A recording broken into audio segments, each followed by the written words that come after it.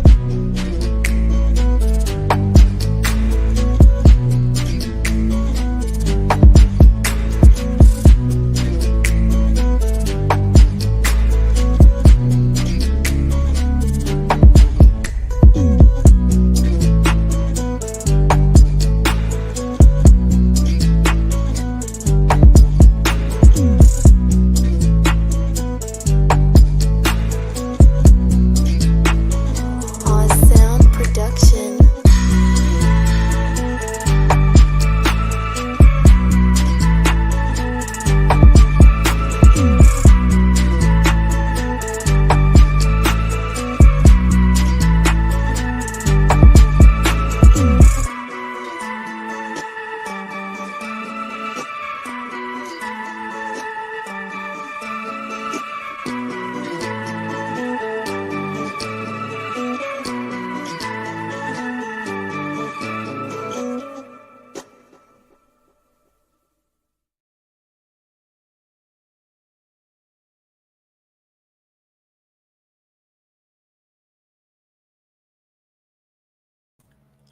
Good evening, gentlemen. It is your boy Sirius. Welcome to my stream today on a glorious Friday. Because instead of you guys going out into town and hopping on some bars or clubs or whatever it is, you decide to take time out of your life to listen to what I have to say. So I greatly appreciate it. So supposedly, I got some feedback from Sandman's channel, and a lot of people are saying like, "Bro, like, yo, like, who's Soriutis, man? Who is this guy? Oh, he doesn't talk enough. Oh, he's just saying some random shit. He's not staying on topic and blah blah blah." All right, motherfucker. Okay, go on their channel if you wanna listen to them only talk. Okay, they are on my stream. My stream. So if I have some questions or if there's something that needs to be disagreed upon, that's what I'm going to do. Okay?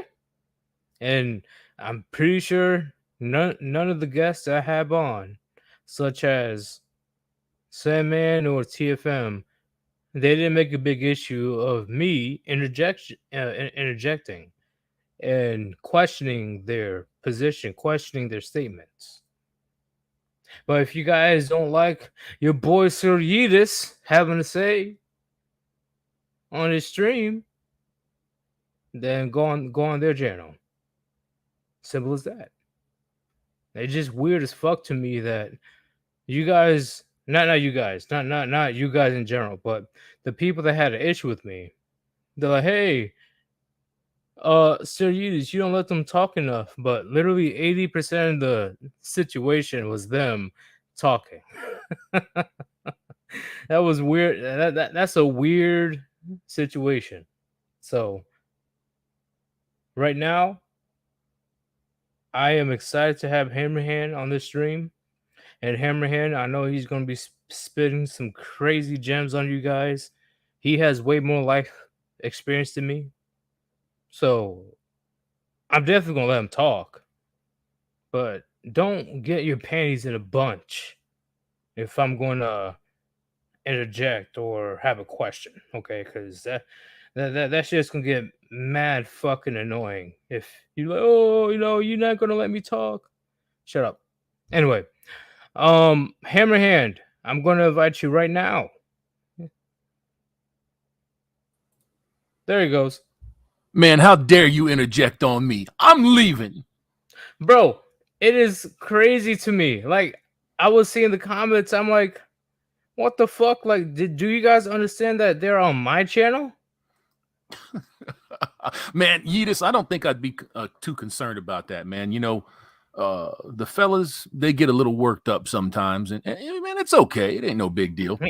Well, Hammerhand, do I have to use bigger words? Like, do I have to be very intellect to No, appease the masses? Because at this no, point, that's, no. I don't think you got to do any of that, man. You just sit down, present your points. You got two titans sitting there, and they're going at it. Let them go at it. I mean, that's a good thing. But if you've got to break in there and get some clarification, then you do that, especially if it's on your channel.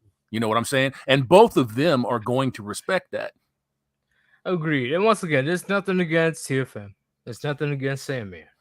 But if you want me to go all Harvard on you motherfuckers, I guarantee you there'll be a few words you guys never heard before. And then you guys gonna get pissed at me anyway. That's rough. I don't want to do that shit. I got put on my reading glasses, Don't make me mad, bro. Don't make me mad. I'm gonna leave this chat. Yo, man. I wouldn't be sweating it at all, bro. I wouldn't sweat that shit at all. Chronic gets that from time to time, and fuck, I've been in Sandman's chats before where he gets that. TFM everybody gets it. There's always going to be somebody that wants to hear more from one person or a group of persons than others. So yeah, it just kind of comes with the territory. I just carry on like I don't see the chat.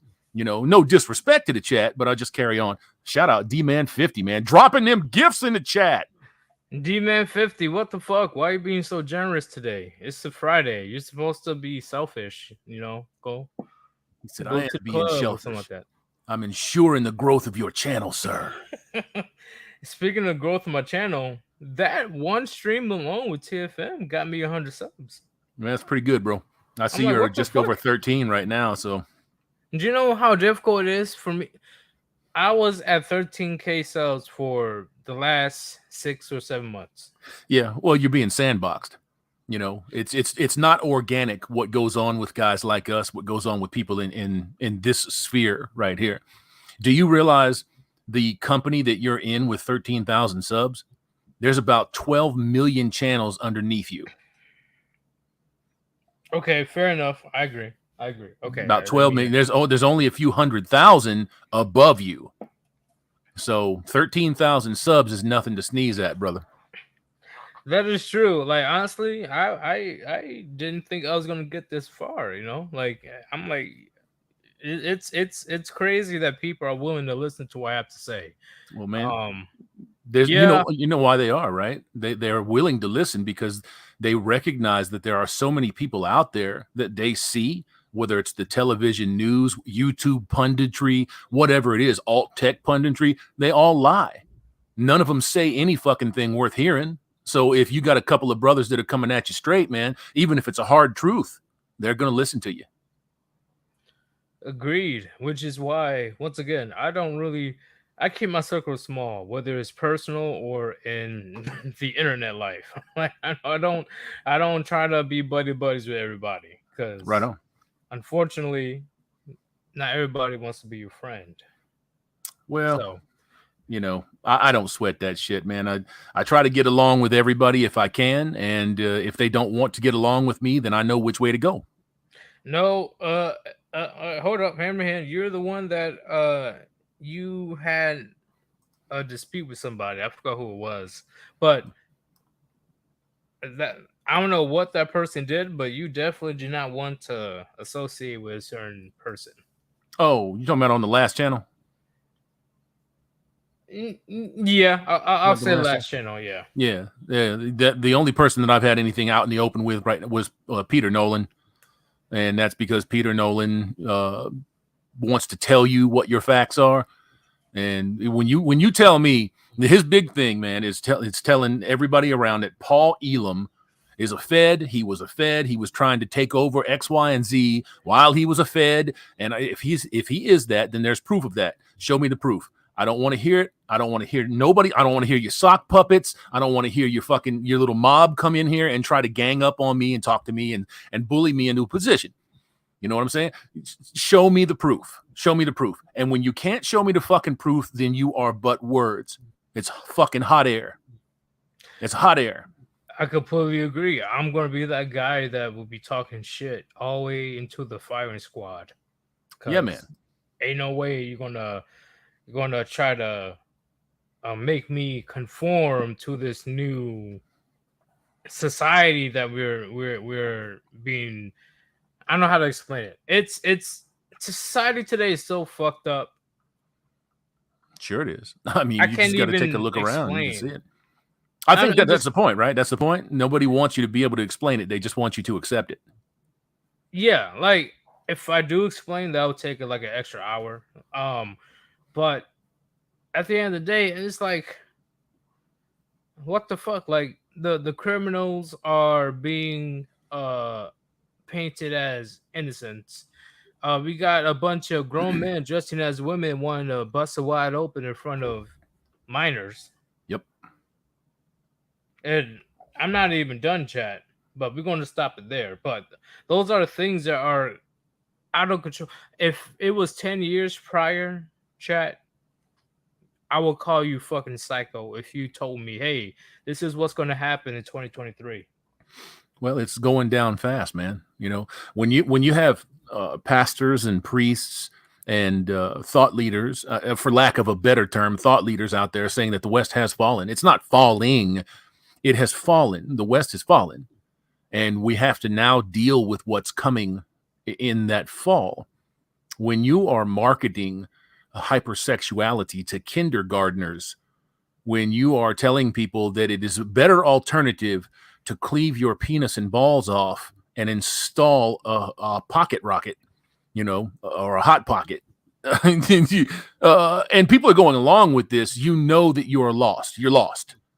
You're lost. You're done. It's over. And a gigantic section of this current generation of people, these fucking Zoomers and these idiot millennials, they're leading the charge, but they're not doing it alone.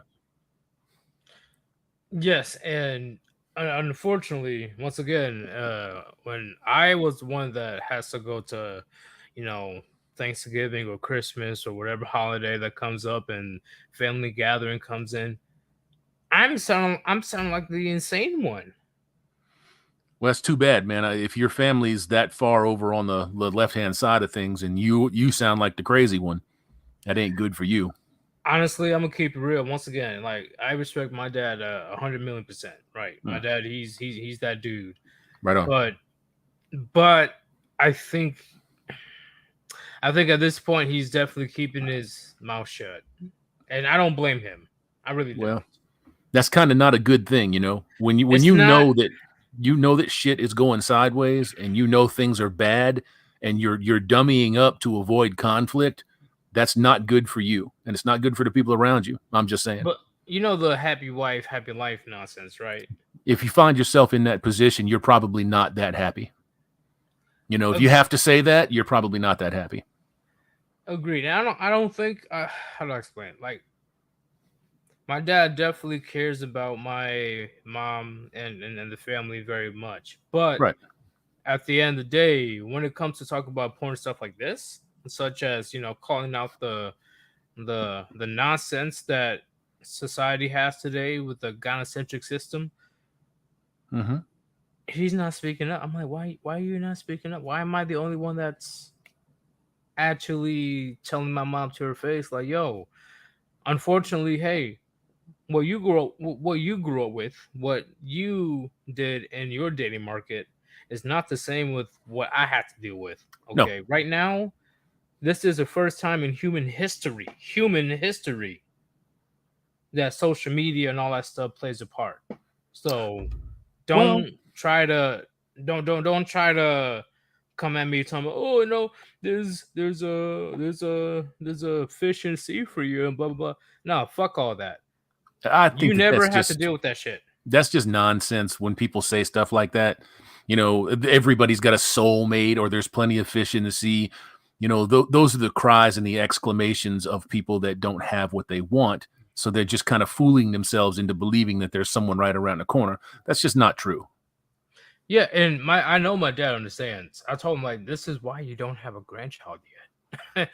Well, or you're not going to have a grandchild at all because of what's happening right now. Like, you see what God, how could you risk it? exactly. I'm like, you really want me to succumb myself into the situation with the divorce and family courts? And he's like, nah, I don't. And Well, there you go. but when my mom comes, they're like, oh my God, why don't you talk to a girl and blah blah? Yeah, I'm talking to a girl, but it won't be serious. It can't be, bro. I mean, it just can't be. It can't be. Look, I'm not going to begrudge any man going out there and trying to find his happy spot, his happy space, But if you're in the know and you understand what this system is, what it means, then you have to protect yourself against this system. And every other motherfucker out there has a vested interest in you falling into it and never asking a question. Which is crazy because I do have one family member. I think he's a great uncle or great uncle. I don't know. He's old. Anyway, he went through 3 divorces. No way, bro. But he still wants to push marriage onto us. Nah, like, because are it you worked out kidding so well for you, right? me? Right. That's what I'm like. Look at you, like you're struggling to keep an apartment, bro. And I didn't say it to him in his face. Well, But I'm like, you're struggling to keep an apartment. You trying to push the situation that you failed on multiple occasions on me? I don't know if I'd put the failure completely at his feet. I mean, it's a system that's designed not to succeed. It's incentivized, heavily incentivized on one portion of the spectrum here between men and women. That contract with men and women has been a poison pill for 100 years now, solidly 100 years. And they're incentivized to come at you with some nonsense like, oh, that was my starter marriage. Oh, that's my starter husband. Are you fucking kidding? Are you joking? You reduce me to that utility right in front of my face. And people have nothing to say about it. They just go do it again. And 3 times and 4 times. That bitch, Lori Vallow, was just convicted for killing her 2 kids. And Chad Daybell and Lori Vallow, they got married. Their 2 kids disappeared. And then his wife disappeared, right? She ended up dying. And she was just charged with the murder of those 2 kids. You know that bitch had been married 5 times? 5 times? 5. Chad Daybell was her 5th husband. 5th husband. She was a fucking beauty queen. She was vain. Just what? Okay, 2 times is too much. Yeah, she had to be hiding. She had to be hiding that. She had to be hiding how many times she got married. If not, then I don't think so. Because there's always some sucker out there that's willing to say, oh, man, well, she got 4 wrong dudes, man. I'm going to show her what a good fella is. There's always some motherfucker out there that thinks that he's that guy. I can fix her. Yeah, you can fix her. You can fix her all right with a can of fucking gas and a pit. Chat, I'm going to let you know right now as a young man, I'm gonna let you know right now as a young man. We can quote J. Cole, okay? The rapper. Well, it's not J. Cole, it was a different rapper, but J. Cole pretty much picked it up from a previous rapper. Don't save her, she doesn't want to be saved. Like seriously. That is a hard pill to swallow for a lot of guys that wants to do good on behalf of women. No, they don't want to be saved. They love No. the chaos. No, bro, they don't want to be saved. Hey, look, man, there's a comment in your chat that I'd like to Oh, wow. address. Is that all right? Yeah. Brad MC81, man. What happened with Yeet and Gray? Was there fallout? Question mark. You got to get on this one, man. What happened? No, me and Good. Greg got busy. Cool. Okay, good. So there's no bullshit. Quit stirring the pot. Yeah, me and Greg, like I talked to Greg like 10 minutes ago, actually. Come on, Brad. Quit that shit. Yeah, I heard Hammer's third leg fell off. Is there a problem, Hammer? No. No, bitch. There ain't no problem. I can't even throw a joke in at that. Okay. There's somebody that had a super chat. Titanic Gamer dude. He says, would you say every man and woman have things that they're innately better at, things they're worse at? What does that fucking mean? I would say. What does that mean?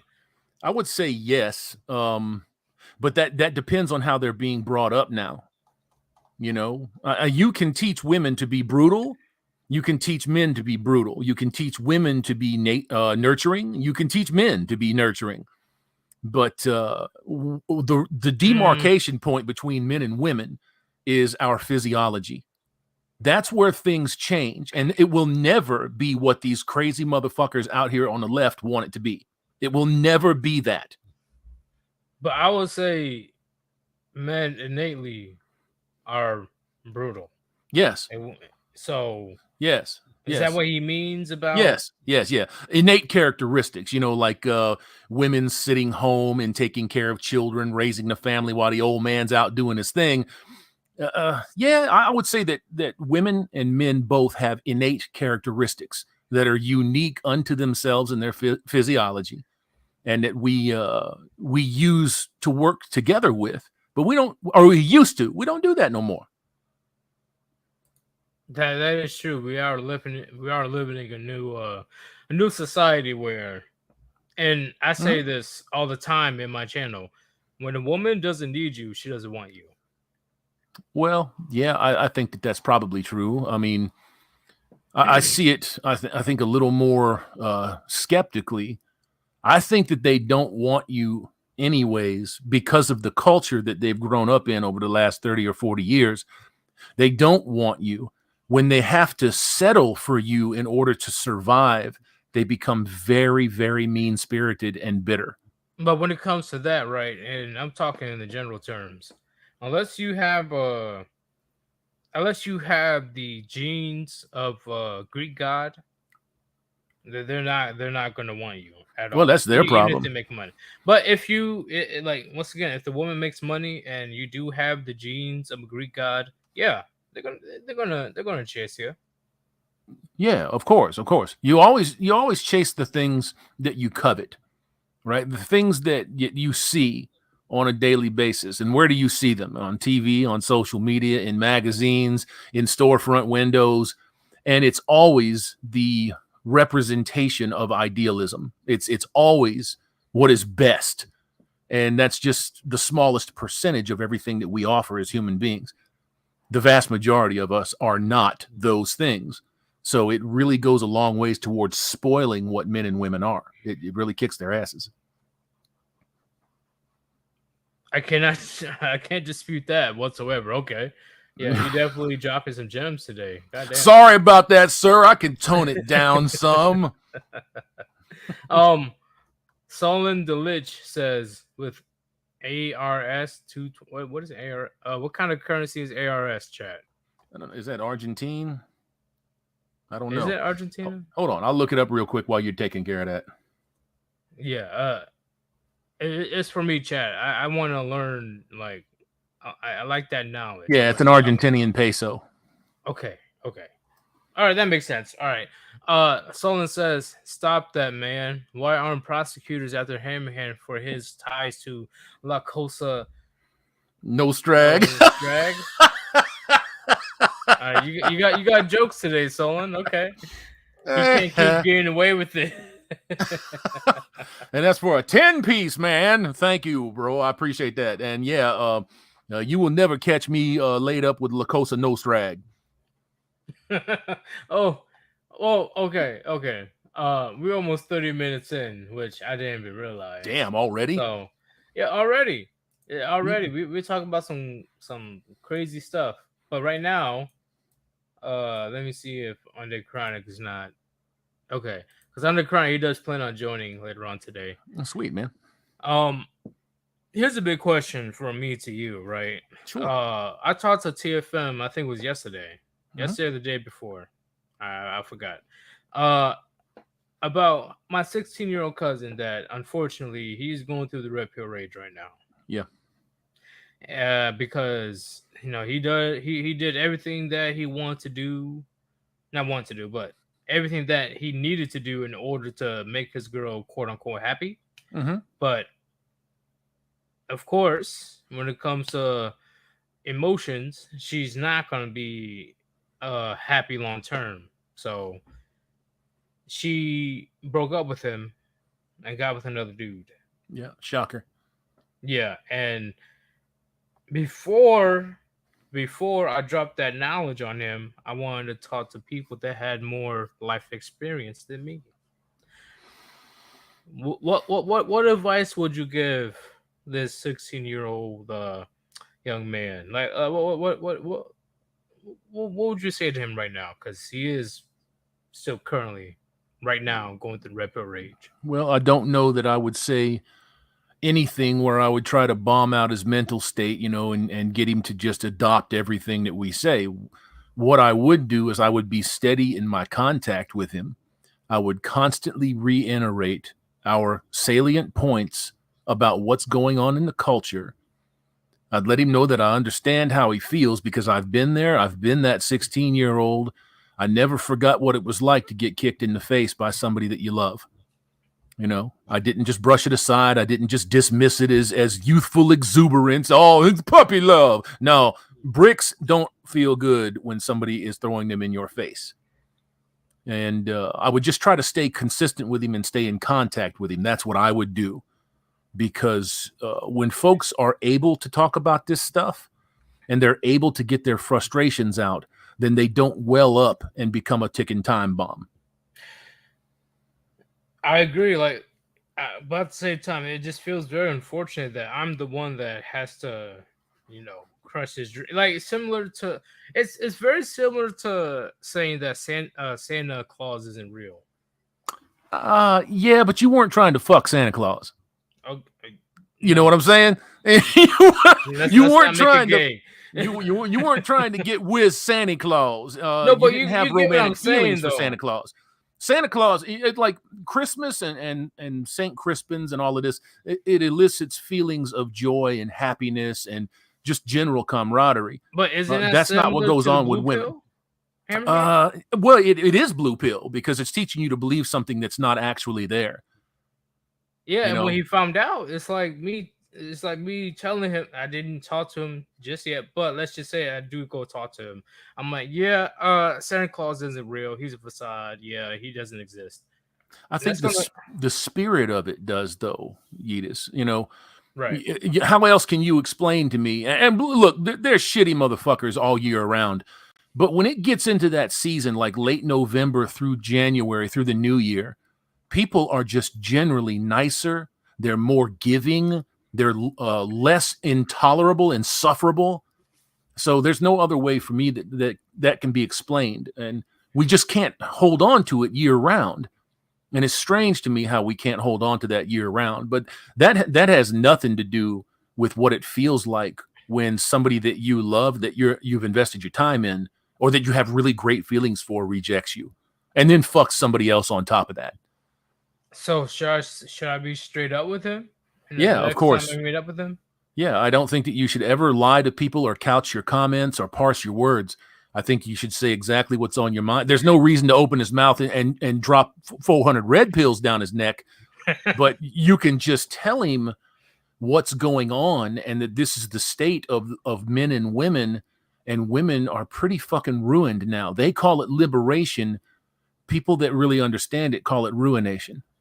I think I'm hesitant because I was given the red pills by Sandman, right? Not no family members, no anything else, right? I Right. watched Sandman video. I remember I was in the living room watching some Cartoon Network, and when I saw the video on my phone, I was like, everything I was told was a lie. And that's when my red pill rage came in. Yeah, well, that's how most of us find it. Right. So that's why I'm pretty hesitant. I'm like, bro, like, should I crush his hope? Are you crushing him or are you informing him? You know him better than anybody, right? So I mean, any you know him better than I do because I don't know the young man. Yeah. But if he seems to be fragile, if he seems to be brittle, if he seems that he would not handle that type of information well, I don't think that I'd do it. I think he would, but he would have to be alone. So I'm gonna have to see if I can talk to him, while we're doing some type of barbecue during Father's Day or something like that. Like just man. like a one-on-one. Yeah, there's nothing wrong with that. Just kind of, saunter up there and ask him, how you doing, how you feeling about this? Yeah, it just irked me that, he called me a few days ago and he's like, come on, man. Like, yo, my girl broke up with me and I did this for her. I did that for her. I did everything for her. She did this. I'm like, bro, I could be honest with you right now, but I'm like, hey, I'll definitely talk to you soon. But so if he feels like doing a whole bunch of shit for her or them in particular didn't get him the result that he wanted, then that's going to require some behavioral modifications on his part. He's going to have to come to accept that he could be anybody. Just point out to him the people that you and I both know of, like the stars, the mega business owners, the corporate owners out here that have been taken to the divorce line here in the last, 18, 24 months. The list is stunningly large. It's enormous. And if these guys aren't keeping mates, if women won't stay with them, it's not necessarily because of them. I mean, it could be, but it's not always going to be that. It's because your culture is polluted. Your culture is corrupt. The culture is telling women that their only real purpose in life now is to be men. You know what? At this point, I really do blame his mother. Well, is he raised by a single mama? Yeah. Well, then it's part of it. Look, I had to admit that. Yeah, it's part of it. It's part of it. Now, I don't know what she is as a woman, but when you see these imbecile women that come in and talk about, yeah, man, not only did I have to be mama, I had to be daddy too. That is a delusional motherfucker. You ain't daddy too. You can never be dad. You can never impart on him the things that men would be able to do in that position. And chances are she chose to shuck that father out to get rid of him. Yeah, that is true because it's pretty fucked up that your nephew is pretty much filling in the fatherly role. Like, well, we call them husband sons, right? Yeah, and there thank you go. God it ain't getting that weird. Like that'd be too out of control. Some of them are really that pressed. Some of them are that fucking weird, and I don't dig that at all, man. You mind if I get in your chat for a second? Yeah. G Smith Studios. G Smith Studio says, Hammerhand, ask Yeetus how good Chaz is at Street Fighter. He's Smiley face. Very fucking good. Is he good at it? Oh, yes, he man. is. Oh, But man. once again, I don't play fighting games. I play the first person shooter games. No, I used to. Back in the olden days when we had Street Fighter 2 out. For me, it was Ryu and Akuma. My brother did Dudley and Blanca, and we would tear motherfuckers up, man. Just tear them up, crush them. I'm gonna get Mortal Kombat 1. I'd go all the way back. Yeah, go Oh, all the way oh, back and get them. I'm talking about the new one that's coming out. Oh, that one. Yeah, I've seen a couple of clips of that. I think I need to watch a little more on that, man. Honestly, I think it's going to be a phenomenal game. Like I'm very hyped for Mortal Kombat 1. Like Yeah. I guess they're restarting the entire universe over. I guess that'd be kind of cool, you know. I mean, with the technology and the storytelling ability that they have, I think that would be cool. Unless, of course, you're going to start inserting map flags and Transformer Pride flags in it. You know, it's going to be fucked up. I've got a review coming out later on today about this new Spider-Verse movie, and bro, issues. Bro, I was. Let's just say I was not in a good mood last night. Oh, after we talked about that. Yeah, I was like, what the fuck? Like I had the money ready. I'm like, you know what? I'm about to watch this movie. And then bam, you just said like, yeah, that movie is woke. I'm like, fuck. Yeah, it is, man. When you see the way that Miles, the Miles Morales character puppy dogs around after Gwen, and even considering that her costume is in the trans flag colors, she's got trans flags in her bedroom, and they're going to end up trying to make this version of Gwen a Transformer. And that means that Miles Morales is going to be with a Transformer. Man. And I'm like, no. They didn't have to do Gwen like that, bro. They didn't have to do none of it. That's why everybody is leaving the mainstream comic industry, man. That's why they are disappearing. The exodus is noticeable. It's noticeable. Do you think what's happening to who's the one that released how you say who's the black dude that released his comics? Eric July? No, it was a famous one. He's a YouTuber. He's a fuck, what's his name? I don't know. He got over $1 million of donations. Shit, I don't know. I know Eric D. July released ISOM. Is that him? Is that? Yeah, it wasn't $1 million, man. He if we were talking about the same guy, he generated 3.7 million. Yeah, Rippaverse. Yeah. Okay, I did not know his real name. That's my fault, chat. Yeah, that's Young Ripper. That's Eric D. July. It's the same guy. How you say? I believe what happened to him was definitely intentional. Oh yeah, look, it's not an accident. Look, I'm not gonna sit here and blow sunshine up yours or anybody else's ass and tell you that there weren't some problems with the book. There were problems with the book, but I will also tell you and be very fair about it. He's trying. You see, he's trying, and he's got a team now, and he's building a team, and it's exciting to be in on the ground floor of something like this. Even when these motherfuckers don't return your calls, it's exciting to be in on the ground floor of stuff like this, so that you can get away from the stuff that's happening in mainstream comics. Mainstream comics is a fucking horror show. Do you mind if I read a couple of these right quick? No, man, you do. It's your channel, bro. Do your thing. I don't know. I don't want to get yelled at. Like, man, I'm pissed. I'm leaving. Fuck this channel, man. How dare you interrupt me? How dare you interrupt me? But it's my channel. I don't care. I'm Hammerhand. Who are you? Like, oh shit.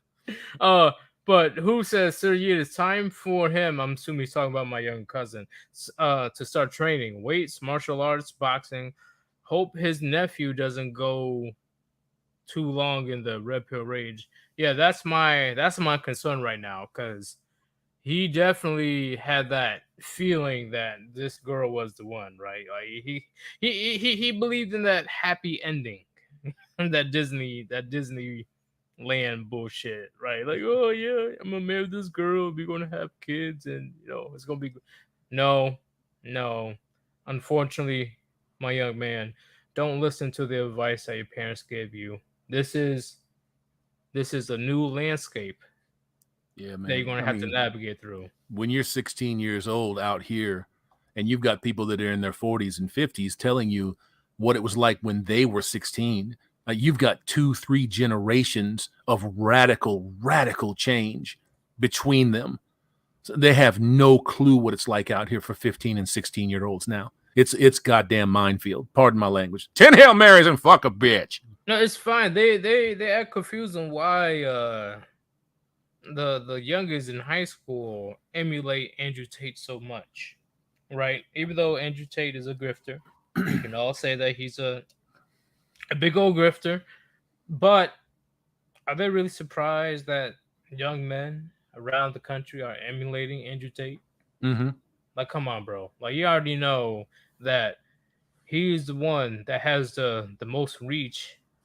Also, he's not afraid to show out his masculinity.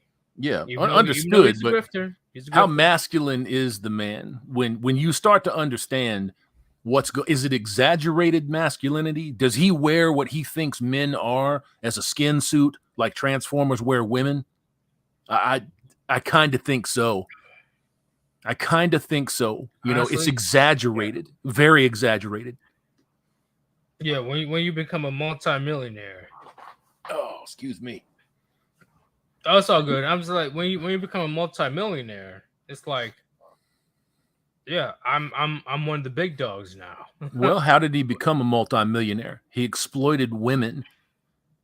That's how he became a multimillionaire. Did he exploited them, Yeah, or he did they exploited them. He did they started a cam house. volunteer? The Tates made all their money off of a cam whore house. I know, but did they volunteer though? Like, They didn't volunteer to be tax sheltered. so were you That's the saying that thing. they were coerced to do it? Yes, Okay. absolutely. Especially in the emails that were released here. You know, when he's promising fucking marriage and matrimony to people, getting them over to Romania, and then not letting them go. Yeah, fuck that. I So don't got enough energy for that shit. yeah, that's a problem, man. That's a problem. You can top Okay. G all day long, but you know, and then when you come out, you start talking about fucking sexy Transformers over ugly women, man, you got some issues. Hey, don't get me wrong. Hey, I was for Andrew Tate until that shit came up. I was kind of neutral. I was neutral. Like if he's getting the message out there and men are gravitating away from usury because of it, cool. But you these last couple of fucking months here, that's it. It's over. It's over. Yeah, but the Transformer thing came out, and I was like, what? He really tried to make that argument? Yeah, he really tried to make that argument. He's so super smart, man, and he's got a Bugatti, bro. What color is your Bugatti? I'm like, you know what? Fair enough. I'm gonna read Do what you want. how you say it, Rodrigo or Rodrigo Brazilian Real. Brazilian Real. He says, Hammerhand on a Friday night. I cannot ask for more. Honestly, I'm surprised that Hammerhand decided to join my stream because he's busy himself. Wow, He's I very told you I busy. would. I know you would, but I'm just saying that I'm surprised that you made time. You know, it's definitely a big thing for me. It's probably nothing to you, but it's definitely big. Oh, it's always something to me to get onto a stream, man. Bro, I've been on streams where they had 3 subs. You know, so 3 subs. yeah, man. I mean, Damn. I do the best that I can to kind of spread it out there, but you can only do so much. Okay, so you don't even discriminate with the. No, I don't just hit up big people. I mean, at one point in time, I was nothing. I was a very fresh voice, and people made way for me. So I always try to return that. But people put the title on you as the Godfather of MGTOW. How do you feel about that? I ain't heard nothing about that, and I would have. Oh, look, they do. It's nice. It's nice, and I don't reject it to be a dickhead, but I kind of put arm's distance between myself and something like that, right? Because it puts you in a position where you're being viewed in a different way, you know. And I'm not interested in being viewed that way. I would like to be viewed as just a content creator, you know, and somebody that's speaking truth to you. And I've got 9 channels to show it. Okay. Do you think that's the case because you're able to last on YouTube for so long, or what's the case of people saying that Hammerhand is pretty much the dawn of men going their own way philosophy? Well, I think because I just don't quit. You know, because there's a lot of folks out there that have just fucking had it, and they wouldn't be saying that if Spetsnaz was making content. They wouldn't be saying it if Barbarossa was making content. You know, so these guys kind of get up out of their spots and they leave for a few years, it gets paved over really fast. Well, you are one of the few because you've been making content since when? 2016? 15. 15? Yeah. Yeah, well, you're one of the few that's left. Yes, sir. So One of the few. I'm not surprised that people are trying to put that title on you because honestly, I wouldn't be surprised as well because once again, you don't give a damn. You don't give a damn about the money. You don't give a damn about having clout. You're just here to tell the truth, and you did on multiple occasions. Just here to try to get fellas to understand that there are multiple different avenues that you can pursue that does not involve your degradation, your denigration. You don't have to succumb to usury. You don't have to end your life because you were whisked through a divorce court and a child processing mill. You don't have to do those things.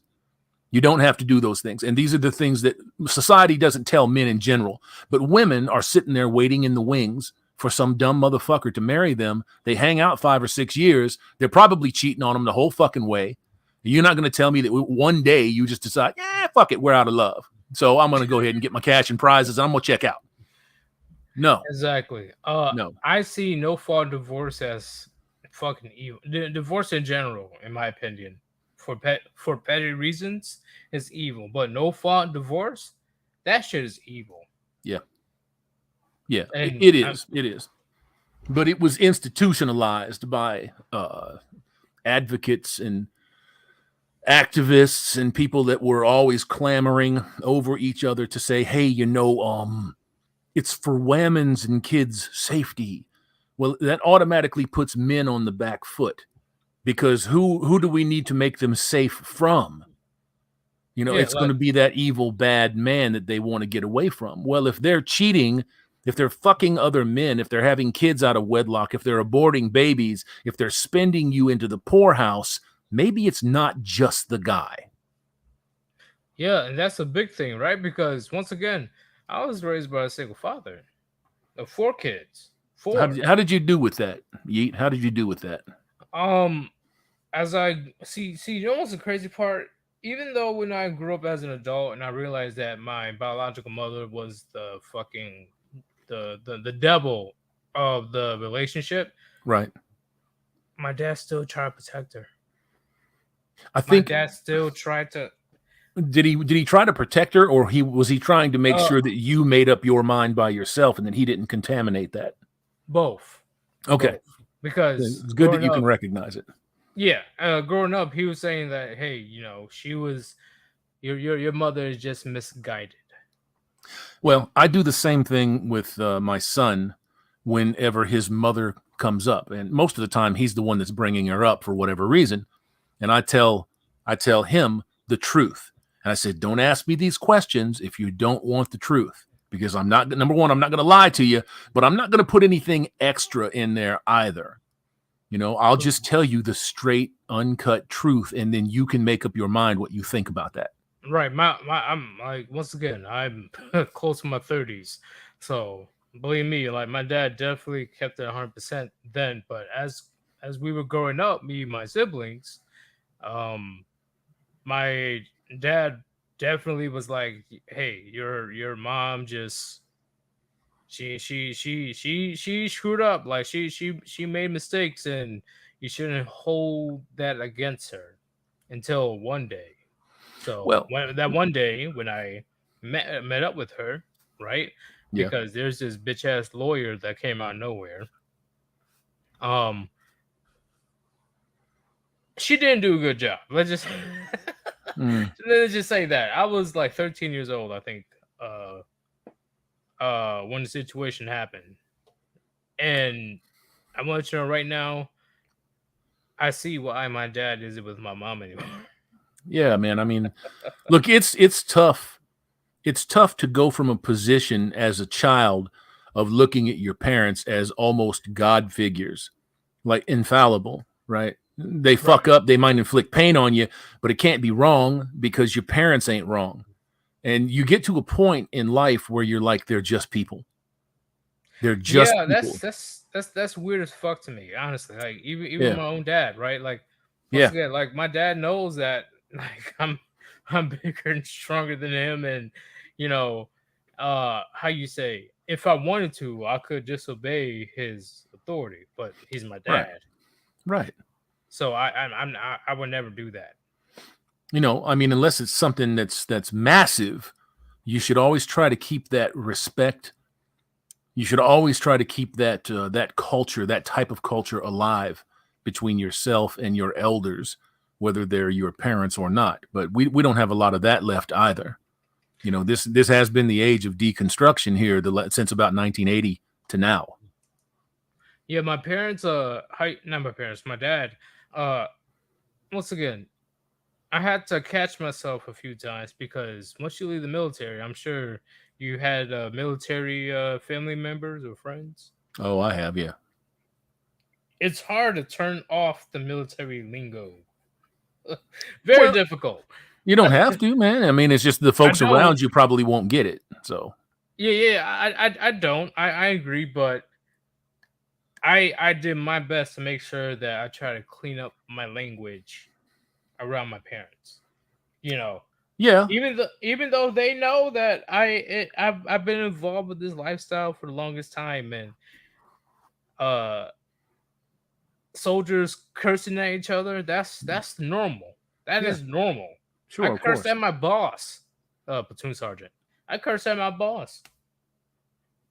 So when I came back home, and I was like, oh yeah, oh then, like, fuck this shit, god fucking damn. Like, if I was like doing something or fixing something, I hear my peer like, sir, you just how come on, man, clean up your language, please. I'm like, ah, fuck. Hey, Yeetus, man, check this out, bro. You got like 217 sets of eyeballs in here, bro.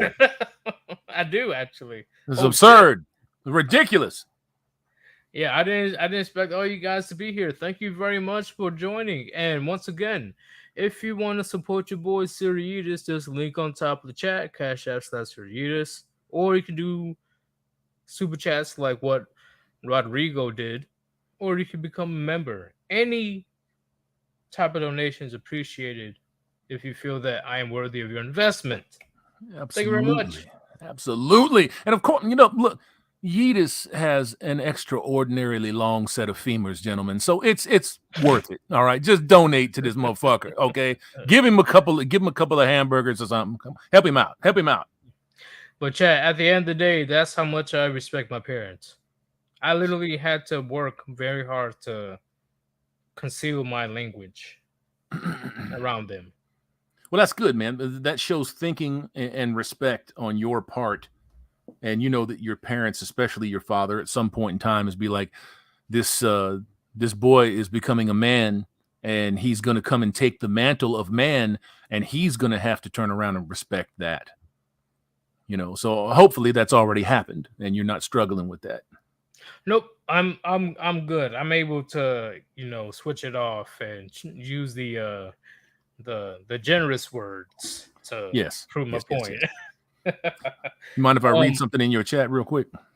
I don't mind at all. Panzer says, anyone have Tate's emails that they have mentioned? They are all over the internet, but there's a couple of lawyers out there that have them, and they go over them in pretty fine detail, and it's not good for the Tate brothers. So I'm gonna read this super chat right quick, and I'm gonna read another. You do your thing. Comment. Rodrigo with $11 rupees. That's a Brazilian real. I don't know my currency, chat, so don't fucking crucify me. Brazilian real. He says Hammerhand on Friday night. Oh, I think I already read this, did I? You read half of it. I did? Oh, yeah. Thank you for letting me know. We missed your lives and videos. Speaking from Brazil, chicks are completely gone. They are unholy now. Peace. Brazil? Yeah. Well, okay. I'm not surprised about Brazil. Okay. I kind of figured that Brazil would be taken over by feminism. Well, I think that they're fighting against it right now. They're fighting against it big time right now. So you'll find out here in a few years how that fight's going to go. But everywhere that the United States exports its dysfunction, they become super transformerish, gayish, lesbianish, and they try to go after your kids immediately. Which is beyond. See, why did people do not pick up the fucking the biggest red flag I ever seen in my goddamn life of these group of alphabet community people singing about we're coming for your children. Well, you know, they wanted to say that that was a joke. I know which one you're talking about, the San Francisco Gay Men's Choir. You know, they wanted to say that that was a joke and that they were just kind of doing that tongue in cheek. That wasn't the case at all. They were telling you exactly what they were going to do. And it turns out that there were five members of that choir that when their backgrounds got looked into, that 5 of those motherfuckers were convicted pedos. So they're serious about what they're saying, man. They're serious. I called it. See, once again, I talk to chat all the time. I'm like, okay, chat, if they really want the alphabet community to stay alive, you really think they're not going to come after your children? They have to, right? Right. The only way that that community of people survives is if they get children and babies that are unwanted to convert them. That's it. Because two bags of balls and dicks slamming around on each other don't make kids, and 2 people scissoring don't make kids. The only way their life choices have omitted them from procreation, from replicating themselves. So they have to get your kids or unwanted children. They have to. They don't have a choice. And it irks the fuck out of me. It really does when there's videos out there. Yes, chat, there are videos. I suggest you don't look it up, but they're roaming around on YouTube of drag motherfuckers dancing very provocatively in front of children. I mean, fucking kids being encouraged to run up on these grown men and stuff money in these nasty little panties that they're wearing. Ugh. No, God bro. No. This country is headed for an awakening. I can't tell you if it happens tomorrow. I can't tell you if it happens a year from now or 10 years from now. But what they're doing is unsustainable. Honestly, I think eventually the silent majority will not be silent anymore. And Guarantee it. Bud Light is a good example of Bud Light, Target, Kohl's. Yeah. All of them are getting fucking stomped right now. And good on them. I hope they go out of business. I hope Disney evaporates. I hope they tear the fucking Magic Kingdom down brick by brick and throw it in the river. Welcome. Pixels Going the Old Way has PLN. Come on, bro. That's a Polish zloty. That's about $12. I need to go to Poland. Like, hey, Pixels Going the Old Way. Do they have good food in Poland? Oh yeah, man. Polish food's good. I'm gonna keep it real. I only travel for food. Like, I'm gonna be very honest with you. Food. If you got good food, best believe I'm gonna go there. Oh yeah. Man, most of these countries out here in their raw form, before they get it back to this country, and then they make it palatable for the Euro mutt, which is the American citizen, they got good food. Yeah, because once again, chat, I have to learn very quickly. I cannot eat majority of food in the United States. I can't. Ain't that terrible? I go for the Whole Foods, if you know what I'm talking about. Like, oh yeah, like straight up steak, straight up chicken, straight up vegetables, right? Straight up, just as long as it wasn't processed, I'll eat it. And hold on, man. Are you trying to say crazy. You trying to say that it's straight up food? Straight up? Yes, straight up food. Yes, damn, it is straight up food. But I dropped weight, 46 pounds. My man. 46. My man. Look at you. I don't even have it's crazy. I'm like, damn, I don't even have a gut anymore. I don't even have man titties. Like, congratulations, bro.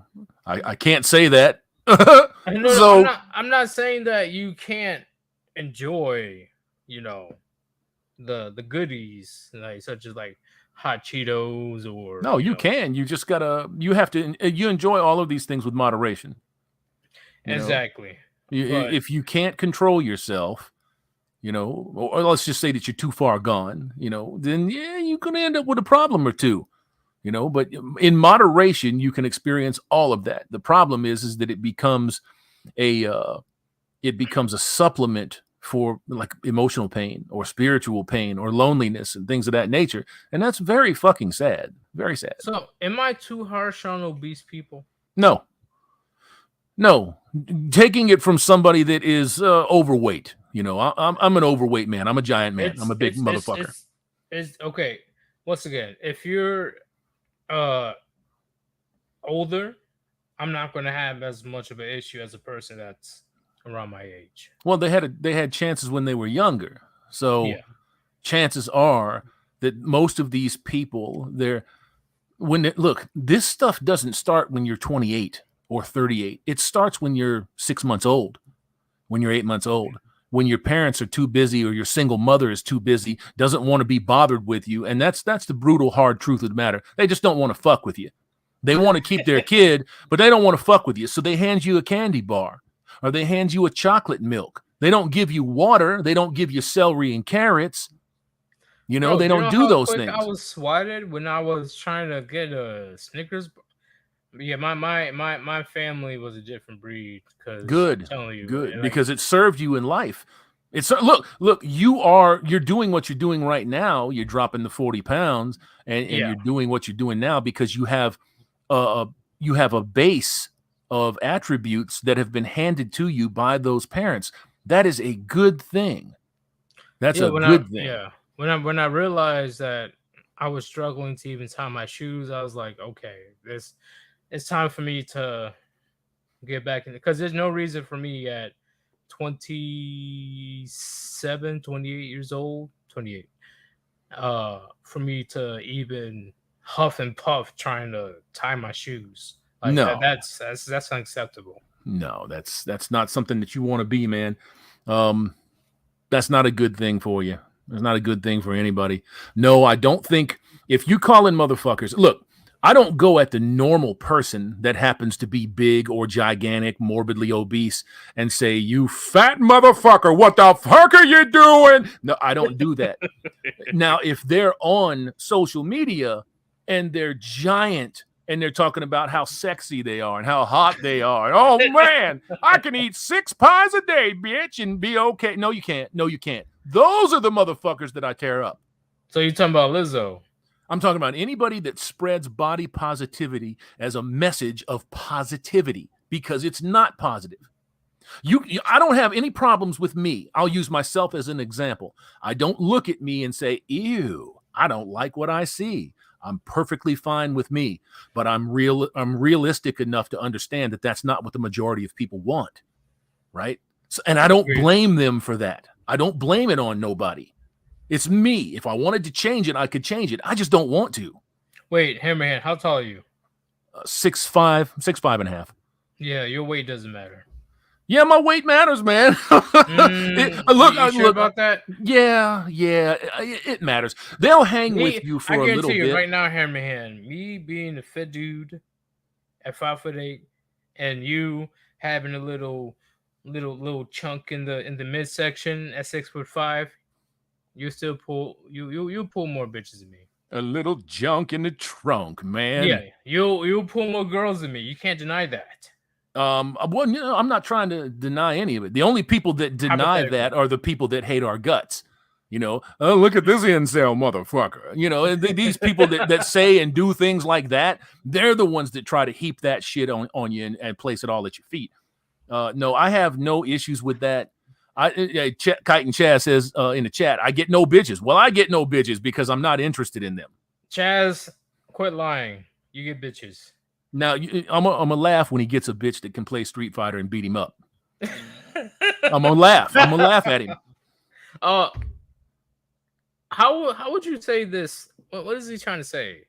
Bugatti or Bugatti? Is that what he's trying to say? Or when he talks about Bugattis, man, he says it in such a weird way. It's like, and I go and get my Bugatti, you know, and I just exaggerated a little bit. Bugatti, homie. Okay, you gotta admit, like isn't the Tate dudes, aren't they half American, half British? or something like that. They're just about half of anything that they want to be. You know, Well, they are he black. doesn't know if Like, I he's can't be. Christian. He doesn't know if he's a CIA agent. He doesn't know if he's Muslim, or he doesn't know what the fuck he is. He just knows that he knows how to exploit people. But chat, you can't deny. Okay, unfortunately, he gets the N-word pass. Well, yeah, He there's a does. lot of people. Man, if I went and took me a DNA test and it showed up 0.001 sub-Saharan African, I got me a pass, bro. No, you like. Have you seen his dad? Yeah, I saw his dad. Yeah, he's one of the guys that I tried to avoid until I need some help with some homework, right? But he's black. He's blackity black. You know. I know. So I know. Yeah, I know what his lineage is. I just always found it funny that folks that are mixed like that, you're hard pressed to find any one of them that claim their Caucasian or European heritage. They all head towards the minority because it gives them a certain amount of status. It's just fucking bizarre. Well, his genes were weak, so. Well, I don't know about all that. I ain't 'cause trying to Andrew measure the Tate man's genes. Bro, So I can literally say that Andrew and his brother, they're both like, okay, they're from Britain. Okay, cool. All right, good. But as soon as they say that they're black, I'm like, hold up, motherfucker. You ain't black.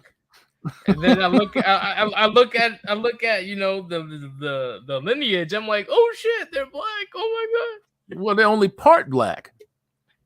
my god. You know, they're partial black. 50%. Yeah, that's what I'm saying. Part, and they're not going to claim the part that's not black, and that is very common with mixed people. Very, very common. Do you think it's bizarre because of the culture, or? Yeah, I do. I do think it's because of the culture. I mean, you think about it.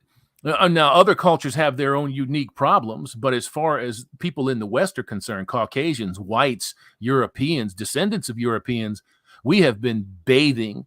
I mean, just saturated in anti-whiteism, anti-white hatred for dozens of half a dozen decades now. 60, 70 years. Okay. Strong, hardcore. All right, that makes sense. That makes, like, personally, hey, I'm proud to be black. All right, I'm proud to be what I am. I'm proud for you, you know, but I'm proud to be what I am, and I'm just a Euro mutt. Which what pisses me off, and you know what? Fuck it. Which pisses me off because the bullshit that chat. I'm gonna say it right now, and I'm gonna say it in 4K. White cis men or whatever it's called goes through way more racism than anybody else in the West. Well, I will say there's no such thing as cis. This is just made up terminology meant to divide. I know people. It's made up, but I'm just saying it so the youngest just normal. Understand. When somebody says cis to me, or in a comment about somebody that is white or black or whatever it is, I mean, I say, you mean normal? And they're like, no, I mean cis. I mean, that's normal. Okay, that's you get normal. What I'm saying. You know what I'm talking about. Yeah, I don't use their language. So all right, okay, fuck the cis shit. So the fuck white that men, shit. Yeah, the white men that are out here, in my opinion, in 2023, they're dealing with way more racist BS than anybody else. For now, trust me, the flavor of the month is going to shift at some point in time. See, the fact that we have a person that was built, George Floyd, he was built multiple statues, multiple, right, for being a known criminal, right, for being a fucking thug. An abuser, a fucking jailbird, a convict. Yeah. That should tell you enough, chat. That should tell you enough. And me as a black person, I'm going to say what the fuck I'm going to say, because right now, even as a black man, this is fucking stupid. Well, I mean, just think about the Summer of Love here, where everybody was donating to the B and the L and the M. $80 million. 80 to 100 million, and they don't know where it's at. Didn't they go bankrupt a few weeks ago? Yes, they're already filing bankruptcy. Where is that money? Where did it go? How many of those communities that donated that shit got anything, that saw anything? No one. All those people did at the head of that organization, at the head of the snake, was enrich themselves and their families off black exploitation. That's all they did. Where is that money? That is a It's great gone, question. bro. It's invested in fucking properties, and hopefully, the government. And I don't cheer for the government, but hopefully they'll be able to seize some of that shit and maybe just liquidate it and donate the money. Now they won't do that, but hopefully. Or George Soros took it back. Well, you ain't taking it back, man. You ain't taking it back. I know. Did I say too much? There was no, of course not. There was somebody. Who the fuck was it? Susan Sarandon. She's a remarkably daft lefty. She sued to get her donation back. It was like $500,000 or $1 million or something like that. When she found out that it was all fuckery, smoke and mirrors, she sued to get it back. I don't know if she got it back or not. That makes sense. Let me read Chin Chaz's $5 donation. He says, "Is this the first time you donate, Chaz? Or at least the second time?" The chitin. Regardless, thank you very much, man. I appreciate it. He says, "Yo, have him watch my Yamcha video if he likes anime." Well, if he creates comics, I'm assuming he's a fan of anime. Are you a fan, or you watch here and there? You talking about me? Yeah, you. Oh yeah. I don't call it anime, man. To me, it's Japanimation. Anime. Go ahead. Japanimation. I never heard of that term before. When it first came out here in the States, and we first started to get some of that stuff, it filtered over to the West Coast, and I was in contact with a few guys over on the West Coast. They still have their stores, which is remarkable to me that they've been around 40 plus years. But I would ask them what some really hot selections were. I was just becoming aware of it, and it was about 85, 86-ish. And I started doing business with them, and they would ship me VHS tapes. I'd say, just load them up with a couple of things, tell me what you want for them, and then ship them over here. I took them to all of the comic shops on the East Coast, down in South Florida. And I showed these guys all of this stuff. And the proliferation of that material was a direct result of myself and my brother bringing Japanimation to these people that knew nothing about it. It was called Japanimation. It was billed as Japanimation. I have it in print as Japanimation. And it kind of became manga, then it became anime. And then they started like crossing the terms over where one didn't really apply to the other. It was just basically used as a coverall for all of this stuff, whether it was print or video. Do you know about Avatar: The Last Airbender? Yeah, I know what it is. People were confused about that. I don't know why. They're confused if it was an anime or a cartoon. I would say that if it's made there, if it's made in Japan, I would even go as far as to say maybe China. With Japanese animators, then you can call it anime or you can call it Japanimation. But if it's made over here, then it's a cartoon. It's a cartoon over here.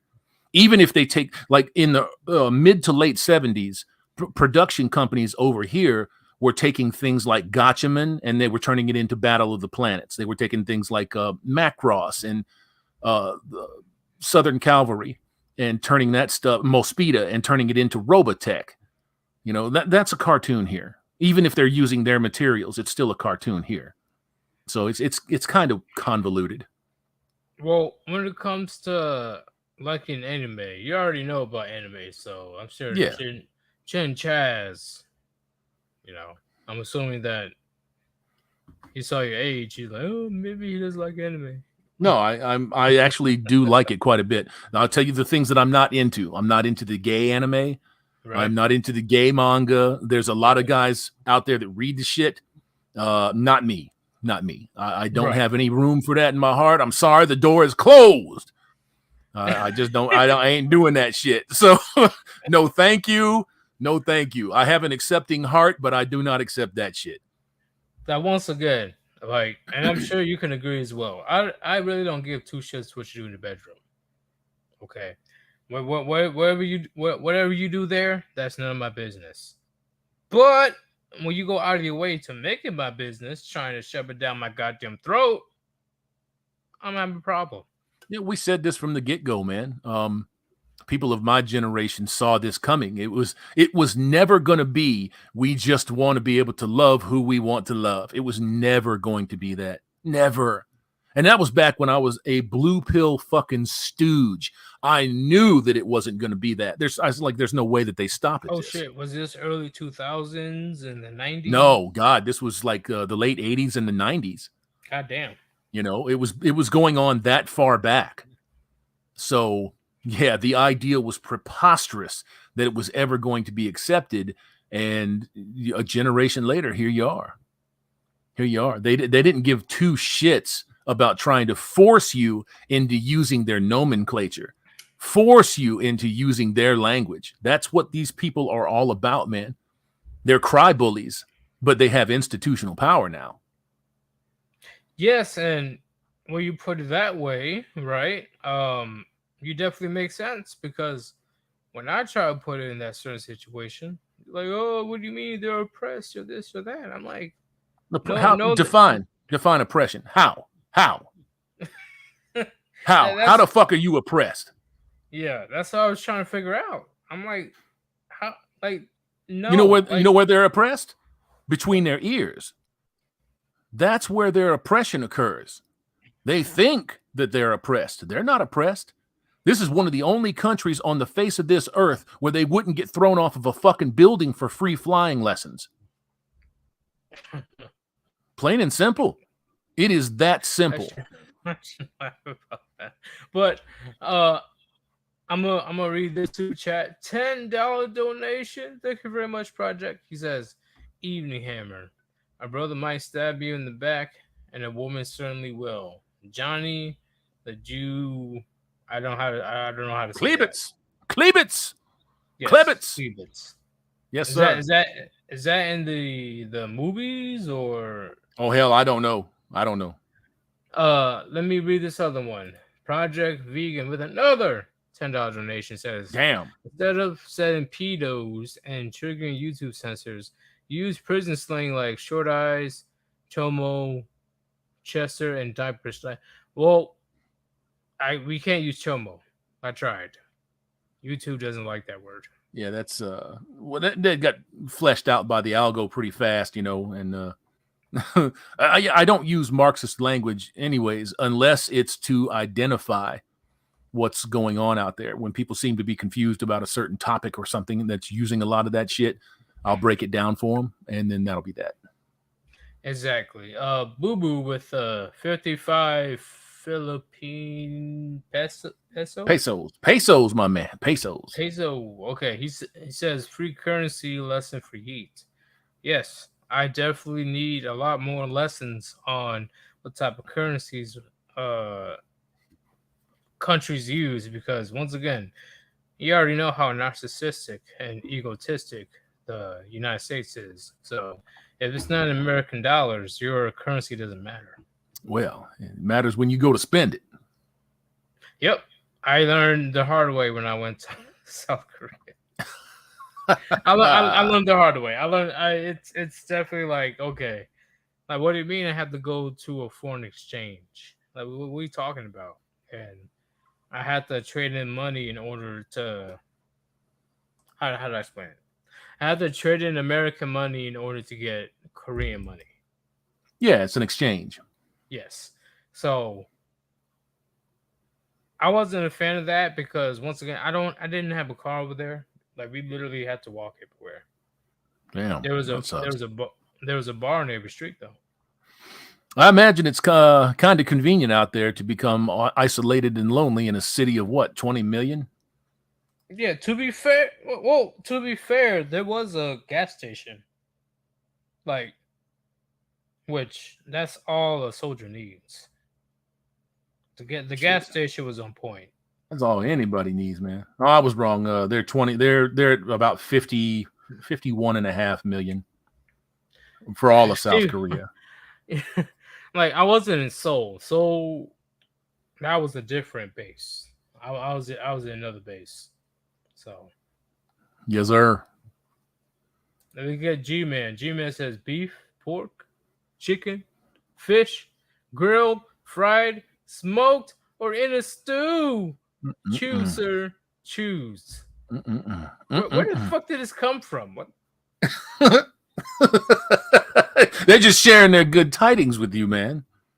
I can't choose it. See, you got to be more specific if you're gonna want me to choose these answers. That's Am I like wrong, Hammerhand? I don't know. It would be like somebody saying to me, pizza, pepperoni, cheese, nice baked bread. You got to choose one of them. You can't have them all. No, man. I want my whole fucking pizza, bro. Give me my whole pizza. No. Give my pizza or heads are gonna roll in 2 seconds. Yeah, man. G-Man. How about all? G-Man, all. G-Man, I greatly appreciate your donation. Don't get me wrong, okay? But what kind of question is this? That's a setup, bro. That's a setup question, man. Trying to box you in. I'm gonna get grilled, right? One of your answers. I'm gonna get grilled by the chat if I choose something weird. I'm a dude disguised as a dude playing another dude. Tropic Thunder is amazing, man. I love that movie. What do you people mean? People wanted to get mad. I think it was last year. People want to get mad at Robert Downey Jr. No, they tried to turn it into something. Fucking movie's been out forever. Yeah. And they tried to turn it into something. And you saw, look, every brother in Hollywood was doubling down on that shit, talking about there's nothing wrong with this. It is fucking acting role. Shut the fuck up, man. Shut up, people. Shut up. Yeah. Robert Downey Jr. was on point. I was laughing my ass off at that movie. As a black man myself, honestly, if I did not know that Robert Downey Jr. was white or whatever, I'll give him the official card. There you go. Even if I knew he was white, I'll give him the card. It just doesn't make a difference, man. Look, it's called acting for a fucking reason. It's acting. So, you motherfuckers want to get your assholes all puckered up every time you see something that you don't like and try to rage on people and get them canceled and cost them their livelihood. I'm going to get rid of you before I'm going to get rid of them. And plus, like, put two and two together. It's 5, bro. It's 5. Very, very offended people. Do you really think you can cancel Robert Downey Jr.? I don't think that the goal was to cancel him. I think that the goal was to dirty him up. Yeah. There's people out here that are really uncancelable, and the goal is to just dirty them up. Donald Trump is a perfect example. Tucker Carlson is a perfect example. You can't cancel him. When it comes to the Avengers, you can't cancel Robert Downey Jr. No, you can't cancel Chris Evans. No, I can't stand Chris Evans as a person, but as Captain America, the motherfucker is just he rocks the Captain America. Well, people tend to forget that he is one of the main villains in Scott Pilgrim movie. I never saw it. No, you gotta see it, bro. Okay. It was. I've seen not seen it. I've read the manga. Like I've read it, and I thought it was amazing. But the movie definitely did a great job adapting to that story. Yeah, I've never seen it. There's quite a few things that I have not seen, simply because when these actors start running their mouths and they start making you aware of who they are and what they support, my interest dries up. I just like, no, thank you. I don't think they were supporting people back then. I think it was 2011, 2012 when the movie came out. It's an old movie. Yeah, that's what I'm saying. What I'm saying is that because I know what I know about Chris Evans now, I'm not interested in diving into his back catalog. He wasn't on the screen for that long. He was a skater bad boy. Oh, I wouldn't care if it was 10 fucking seconds. Just not even interested.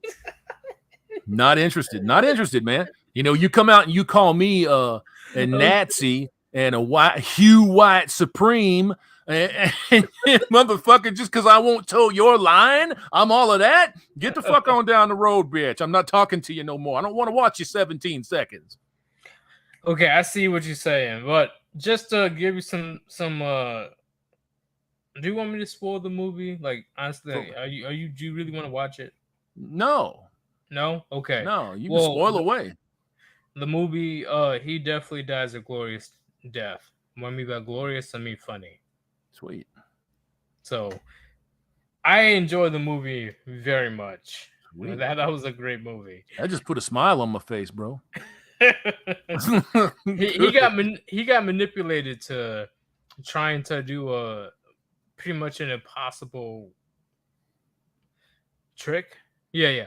He got manipulated to do an impossible trick that pretty much nobody was gonna do.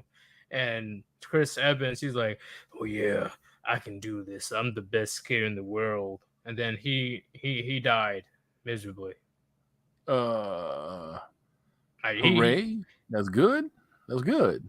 Hooray! Why you questioning about it? If you hate him that much, that should be like a yeah. Yeah, that's what I'm saying. Hooray! Good. Fuck that motherfucker. No, your first hooray was like hooray.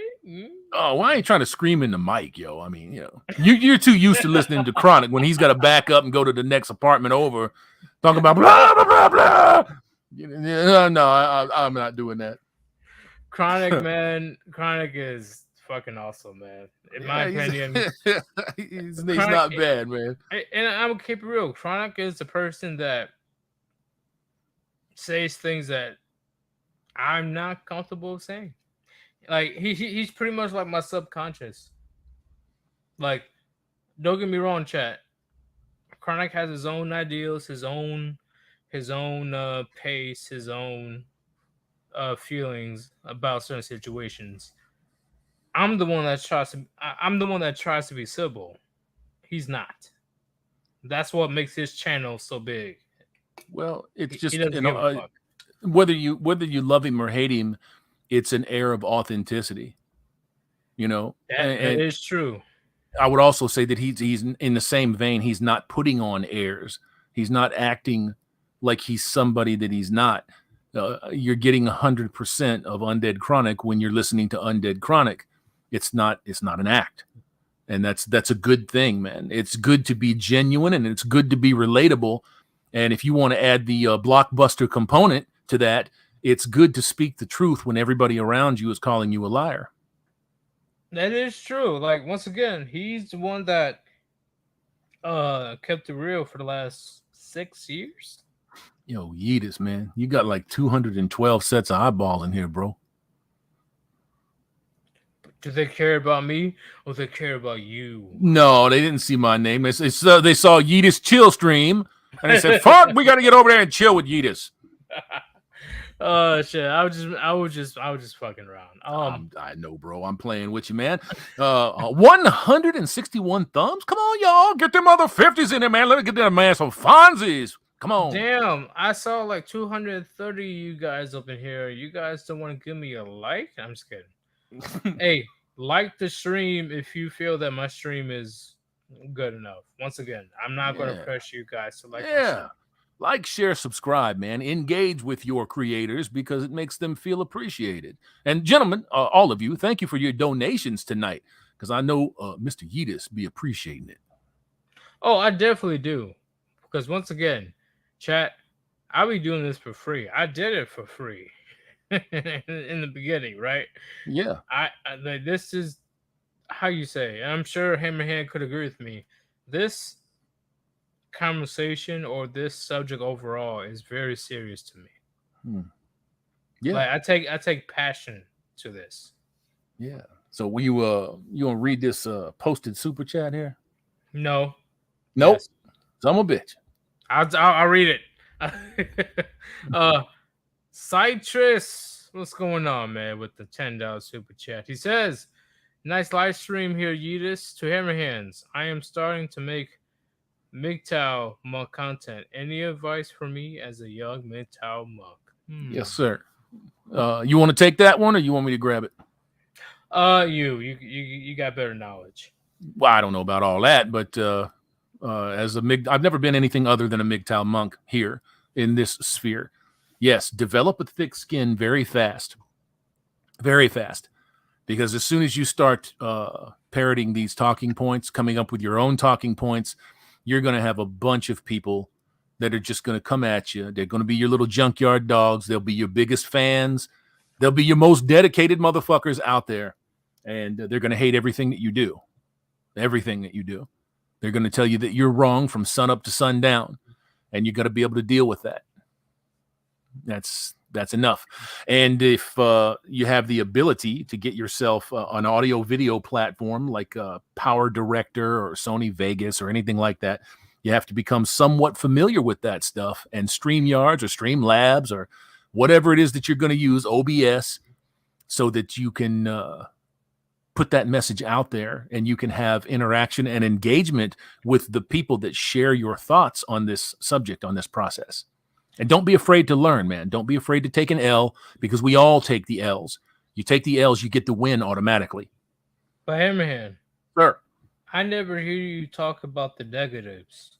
Negatives of what? Of men going their own way.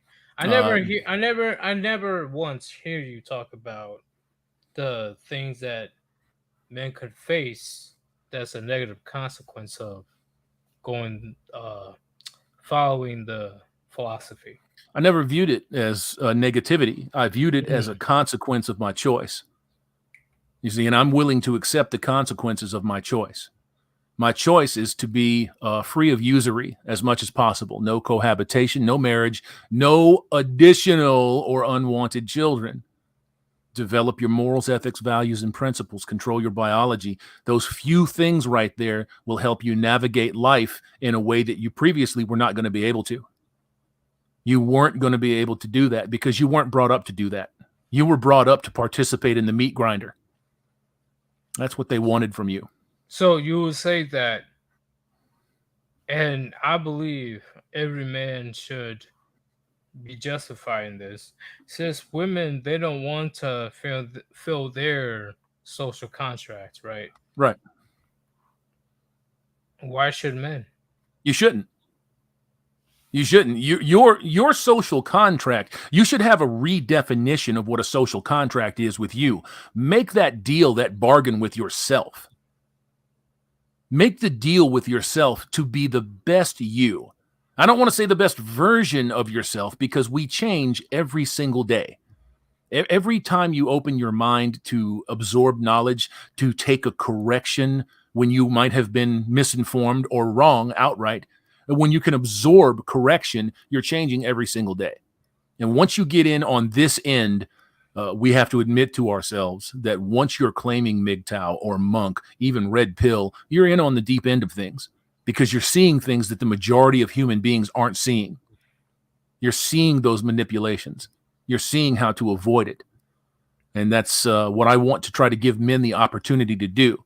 I've said it before, and I'll say it again. Money, diamonds, rubies, gold, silver, all of those things are nothing. They're meaningless in comparison to human labor.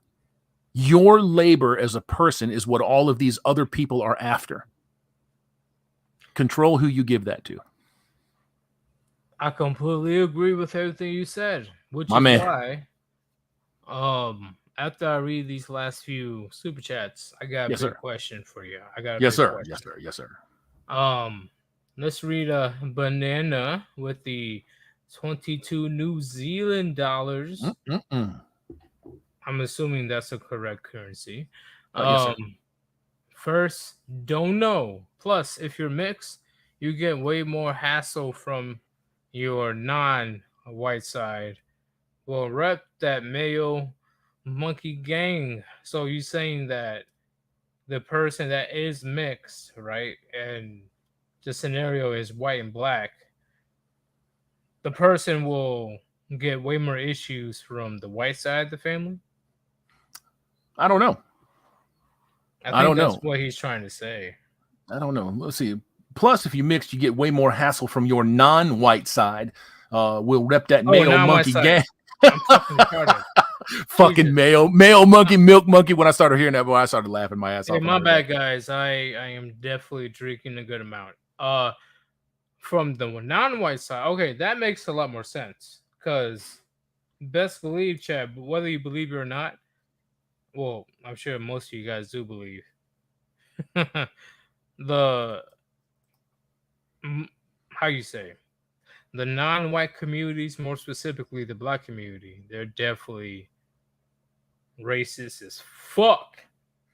Well, I mean, look, you guys have been around long enough. If you heard me talk at any length of time, you know that I don't buy into the whole racism shit. I know where racism started as a term, as a concept, as a I gotta deal with the philosophy. racist bullshit. So you gotta find a way to relate to these folks what it really is. I'm not saying that you're not being hated on. I'm just saying that it's been used throughout history since its Shit. creation as a Hammerhand, cudgel. I got pulled over because I did a U-turn in an empty parking lot. They Yeah, thought that I was selling drugs. yeah, me too. I I've was been like, pulled what over the in the same circumstance. I Like- got pulled over out of my car on the side of the fucking road twice when I was in West Palm Beach back in the late 90s. And they tossed my fucking car, left all my shit on the fucking road. Oh, you ain't who we thought you were. And they left. See, that's crazy because once again, man, I believe you like 100%. I'm white as fucking white. So explain that one. If it wasn't for my friend's mom, that was majority white. She wasn't all the way white. We definitely would have been going to jail that day because that cop definitely had no, how you say, No chill. yeah, no chill, and he was definitely looking for somebody to give a citation or go to jail. Sure, man. That's how these motherfuckers do business. And they have the law backing them up. They got the law backing them up. That's why people are so vulnerable to this stuff out here. They have an entire sect of language, laws, customs that you guys out here on the outside, you have no clue what those things are. You don't know what you did wrong. If you're going 90 in a 40 in a school zone, you know what you did wrong. Most of the time, you have no clue why you're being pulled over. They're just doing it. They're just thinking that they're going to get lucky. None, and they don't give you a reason whatsoever. They just think that they can just They think they can bully you with that paralegal shit that they had to learn. it's sort of bullshit. But hey, Hammerhand, Sure. can you carry this? I'll be gone for like 1 minute. Sure, man. I'll be right back. Sure, let me get in this chat here real quick, man. Banana, sir, thank you for that 22 pieces, man. Good stuff. OMG Gojira, man. I'd like to watch old movies to escape from the silliness of the real world. That's the only thing that I watch, bro. That's the only thing that I watch. I used to, when I was young, I'd say 10 to 13 to 15, I would see people my age, the age that I am right now, fucking sneering at me. And I never understood it. Now I understand it. It's like, I am to them what Gen Z is to me. Does that make sense to y'all? That's what I am. And we see that. We see the degradation in the generations that come after us. We see how they're being manipulated, how they're being turned out. And there's just nothing that you can do about it. There's nothing that you can do about it. Short of an actual popular revolution in this country to get people on the same page, to get people out of poverty, to stop the world from starving and killing itself. Holy shit. I think that this is going to go on until the last human being expires. What a bleak thought to have, but I do think that that's what it's going to be. And it's sad, but son of a bitch. I mean, it just is what it is, Kaiser's people, Kaiser PL. I'll say it that way. Nice. I have Addams Family, 1964, season 1 and season 2. Some old shows are great. Yes, they are. Okay, I'm back. All right, man. Yep. Did you read Rodrigo's super chat or? No, I can't get to him. Okay. Rodrigo with the $5.50 of the R. What? Rupees or I don't know what the fuck. Oh, Brazilian real. Yo, Brazil, get your shit together because this is pissing me off. Anyway. Yeah, that's a Brazilian real. As I grow old, it seems to me that men tend to grow better as women. Bitter. Mm-hmm. To grow But it says better.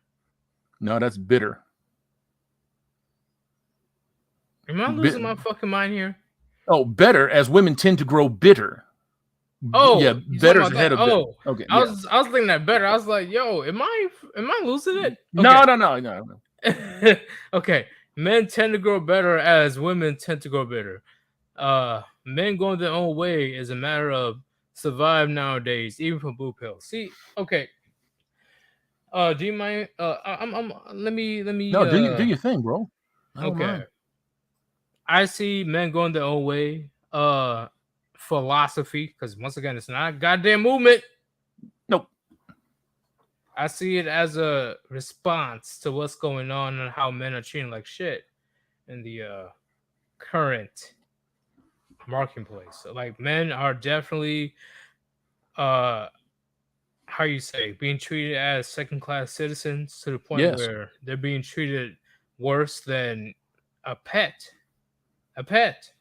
So I will say that I agree with Rodrigo when he says that men definitely tends to grow better because once again, like I remember when I turned 18 myself, and I'm sure you remember yourself.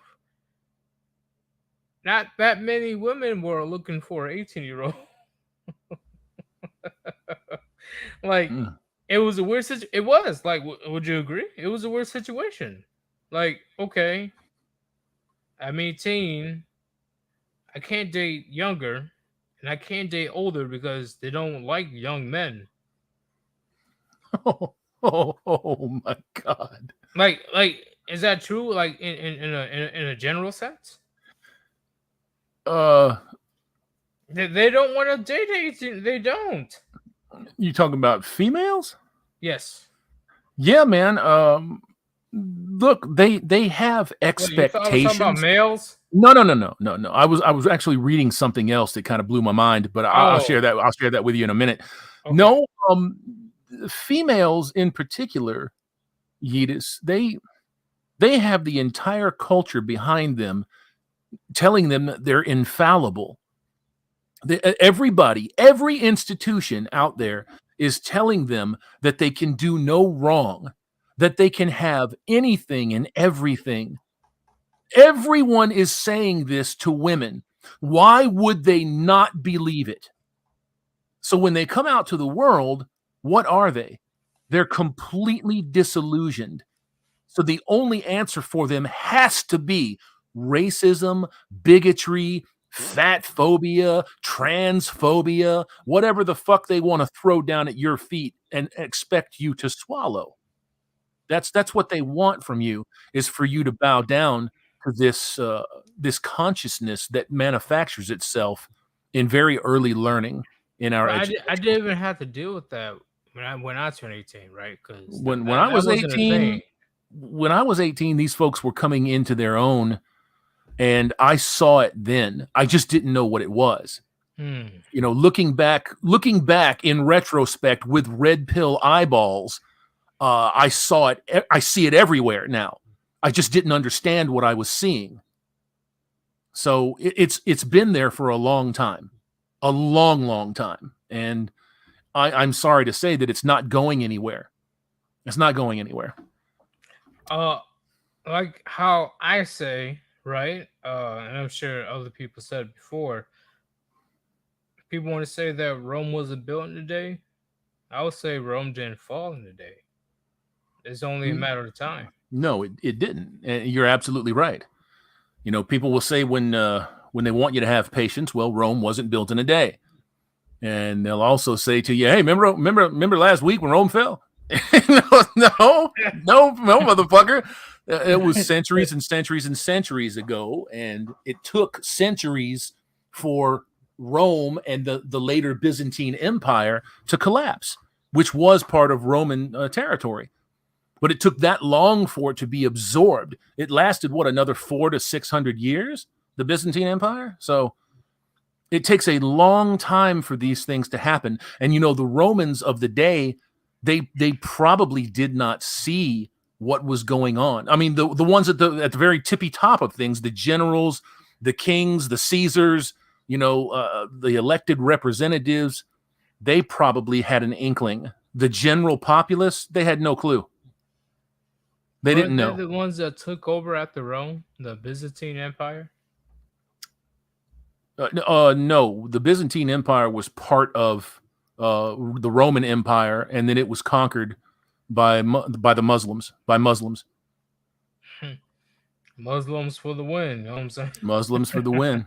Yeah, but that was a huge problem with Muslim incursion, or you could even call it European incursion at some point in time. But they started butting heads, and it didn't go away for 1,000 years. That is true. I definitely agree. And at this point, with all this inclusion that's happening in the West, is that going to backfire? Yeah, I would say it's backfiring right it's now. Backfiring now. When your best estimates put the population of undocumented, I'm going to say illegal fucking aliens that are in this country at 30 million. I was saying 30 million 10 years ago. They were saying, 5 million. Oh, no, it's 7 million max. 7 million max. No, it's 30 million. And it's probably more than that. The honest answer is that we really don't know. Okay, we don't know. I'm gonna read this the last few super chats before I get to the big question. Yes, sir. I just sent you a link in the private chat. You might want to take a look at that. Hold up. Okay. No. No. Jack, what are you doing? Oh my God, it's horrifying, bro. Jack! You can save that one for another one. Thank you for sending me this, Hammerhand, because... Yeah, you got it. All right, let me calm down because my blood is boiling right now. Like, these stupid-ass fucking athletes. Honestly, should I be mad at Brittany Renner for calling out athletes for being so stupid? No, she's not wrong.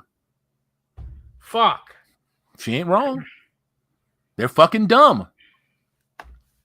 They're so stupid, bro. Like, god damn. Anyway, let me read these couple of super chats right quick.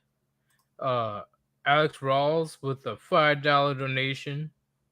Yes, I'm gonna round it to the nearest whole number. Good evening, gentlemen. Sirius Deletus. What did I delete? That you know of.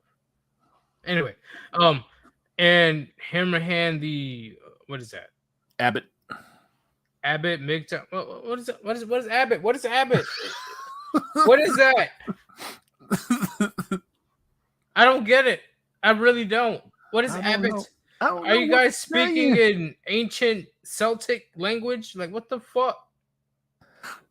It's a monastic term, like for a monastery. Alex, once again, I'm not mad at you. I'm just buzzed as hell. But you gotta admit, Abbott. What the fuck is Abbott? I just told you, it's a monastic term, like for monk. I know you told me, but I'm just saying, like. Oh, okay. How are you just gonna drop it in my stream talking about Abbott MGTOW monk? What the fuck? Anyway, thank you very much for your donation, Alex. You confused the fuck out of me, but luckily we got Hammerhand on the stream to clarify things. Because once again, he has way more life experience than me. Oh man, you just look, don't say that. You've had like 15 drinks, so you're good. They understand. Even if I was drinking water, I would not know what the fuck is an Abbott. Abbott. Like, yeah, Abbott. Yeah, that's how you say it. Abbott. Jenny. Jenny. I will come for you, Jenny. It's Abbott. All right, no more making fun of Forrest Gump. Forrest Gump is a real one. Okay, yeah, Jenny, it's a great movie. Yeah, Jenny is an infested bitch. Okay. But Titanic Gamer Dude with the $5 donation says racism is annoyingly common among people of color. Bro, you have no fucking idea. You have none. Like I was pretty much ousted by my own community. I was ousted just because I didn't speak Ebonics. Just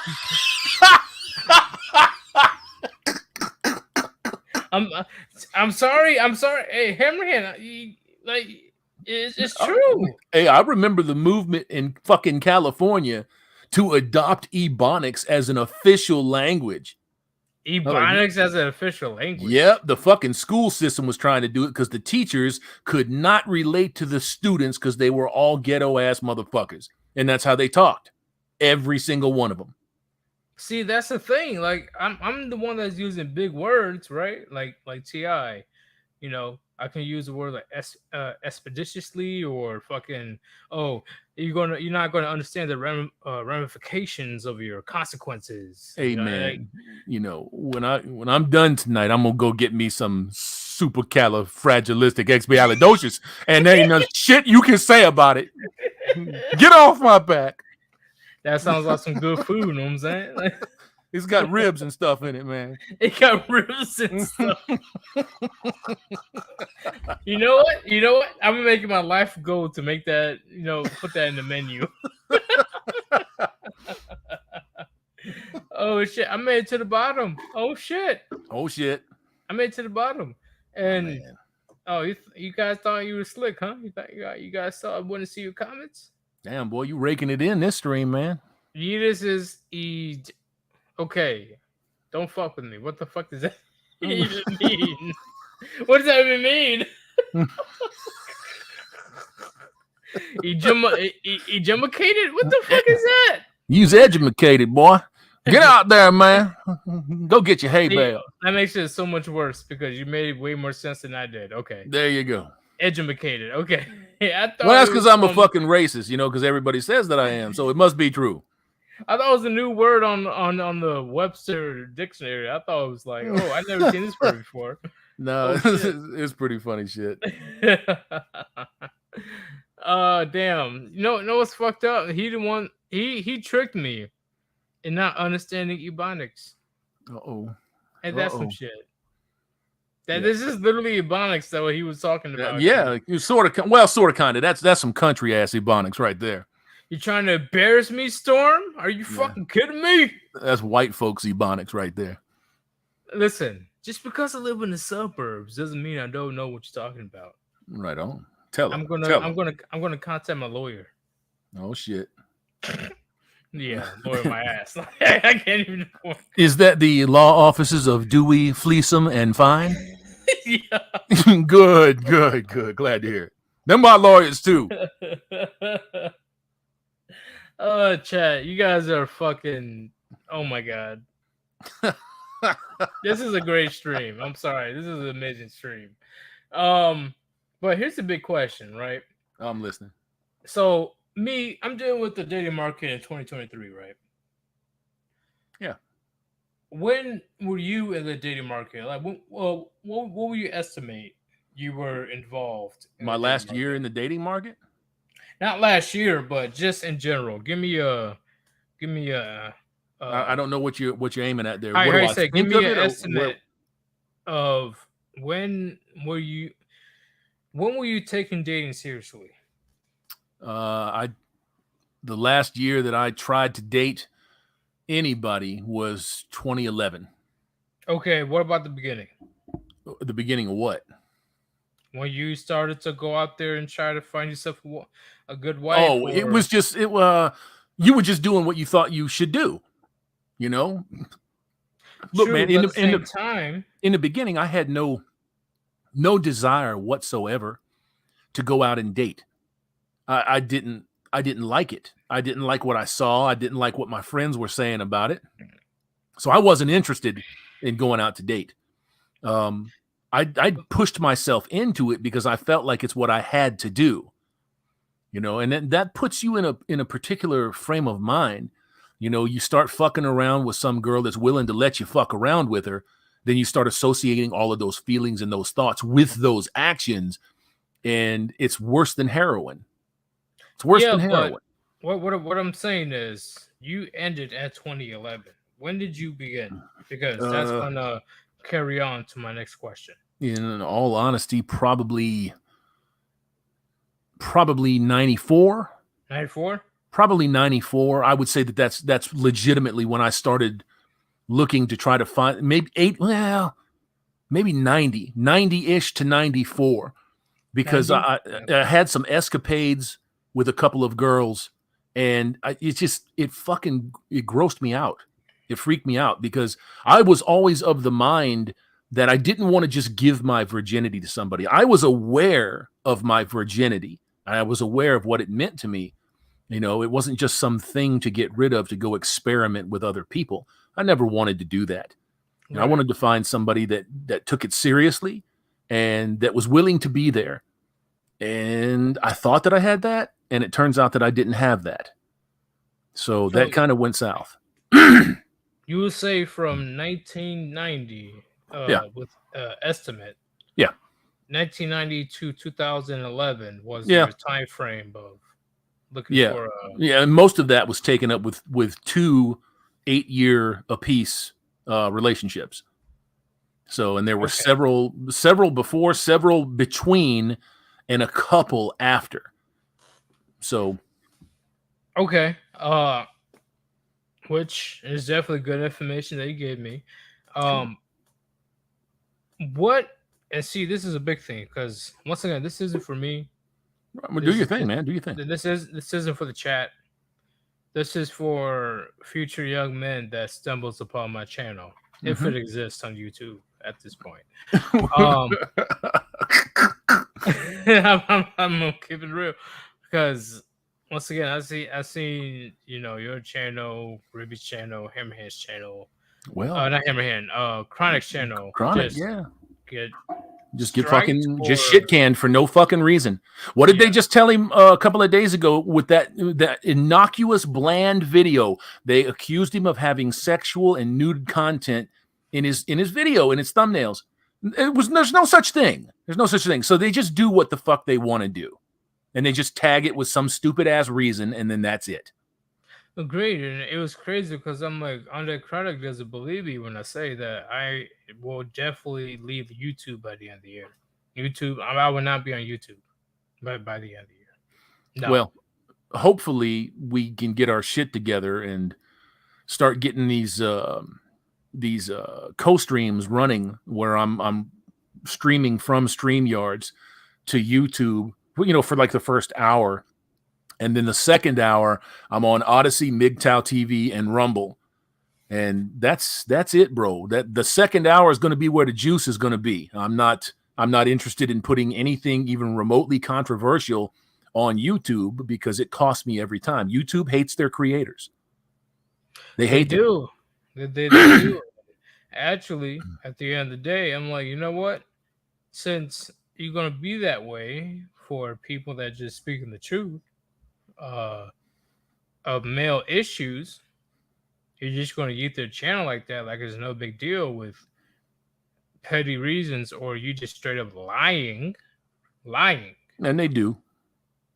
Why do I want to be here? I don't want to be here. Not I at agree. all. Like, Yeah, they lie their fucking balls off, and it's not like they care.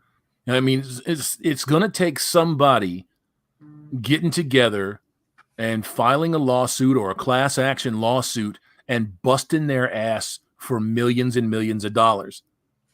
As I see it right now, but over the life of my 8 channels, not including the last one, but over the life of my 8 channels, so we'll say the first 7, they owe me for 130 million views. There's none of those were monetized. That works out to about $3 million. Hammerhand, I'm gonna keep it real. If your channel wasn't deleted, honestly, you would definitely be. I would say 500K subs right now. I was a little more conservative with it. I said somewhere around $250,000 is where I legitimately believe that it would be. But if I wasn't being obstructed, if people weren't standing in my way and deleting the fucking channel consistently, then I could see 500,000 as being realistic. You are one of the few people left on YouTube, or just a few people left in general, that doesn't hesitate to say, hey, men are getting screwed right now. But yeah, bud. Nobody wants to hear that. Men run everything. They've got all of the stuff. That's what you're being told. So yeah. So the big question is, and before we begin, let me read these couple of chats right quick. Sure. Titan Gamer Dude once again with another $10 donation. You are you P Diddy, bro? Like you're definitely making it rain right now. Thank you, sir. He says, "I'll give you 10 for that one. Was a good laugh. What was funny? Let me know. Let me know what was funny, so I'm able to." That nice little relate. segment we just went through. I'm sure. I just gotta make sure so I don't, he's not talking to you like, yeah, that was funny, taking the piss out of Sirius. Excuse me. Bugatti. Fuck your Bugatti, chat. God damn. None of us can afford a goddamn Bugatti. And if you can, why are you even on YouTube? God damn it. Because you're entertaining, sir, and you can't pay enough for good entertainment. Ask Disney. Ask Disney about that. So, but I'm too serious. No, well, not according to me. I mean, I think you fit right in. You're awesome, bro. That's why I come over here. I don't got the roast on me. I don't got all that crazy stuff on me. No, the roasties stay away, and that's good. That's good. We don't need the roasties around here anyway. Fuck them. That is true. Sorry, I'm drinking some good shit. Yeah, I can tell you about 3 sheets in the wind right now. Yeah, but hey, at least I am able to keep up with the conversation, right? Yes, sir. Yes, sir. No pain, no gain. That's how you know I'm a veteran. Let's go. He's a fucking OG. I'm able to take like 10, 15 shots and still carry on a conversation. I see Father Sanders in the chat. Yes, sir. Scurry Rum with the $5 donation says, "Hey, you just gonna do call-ins tonight? I'd love to talk more about Muay Thai, Judo, and funny stuff. It's up to Hammerhand if he wants to do a call-in for like 15 minutes. Well, I'm about to take off, man. I needed to put my 2 in here and do my time because I did the crime. I answered your email, so I'm gonna give you 2. So don't spit on your computer. I'm like, Hammerhand, you son of a bitch, answer me. And look at this, man. D-Man gifting more glory holes in the chat. My man. Well, hold up. Hold the fuck up, Father Saunders. Talking about, oh, it's Saunders, not Sanders. Get it right, you Pereira. Pereira, that's my fucking ass. Oh, okay, shit. Done started some shit. Talking about, oh, it's Saunders, that's Sanders. Come on. Come on, Father. Oh, you just got called parade rest. That's fantastic. Yeah, you should put me on parade, motherfucker. We're both NCOs. We can take it to the wood line right now. That's fantastic. I'm ready to take it to the wood line. I'm good. Are you ready? Are you ready to take it to the wood line, Saunders? Got some shit talking motherfucking NCOs in there. That's fantastic. But here's the big question I have for you. So yes, since sir. we're pretty much both from different timelines, right? Sure, man. Sure.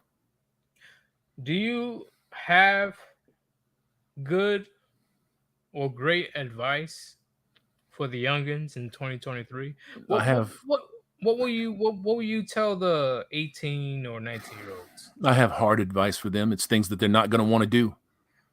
You know. What do you mean? You got to come at this entire situation out here in the culture with the mind frame that you have to protect yourself. You have to protect your future. You have to protect your seed. You have to protect your future earnings, your resources, everything that you could and probably will acquire at some point in time in the future. You have to protect that. And you can't do that if you're engaging in the act of marriage or coitus, relationships with women. If you're fucking raw, you're causing a problem for yourself. Right now, I know nobody wants to hear this. Nobody wants to hear this. Yeah. But females in the Western world have been weaponized to take advantage of men with the consent of the state. And they do it. And they're going to continue to do it. What about the youngins that want to have a family?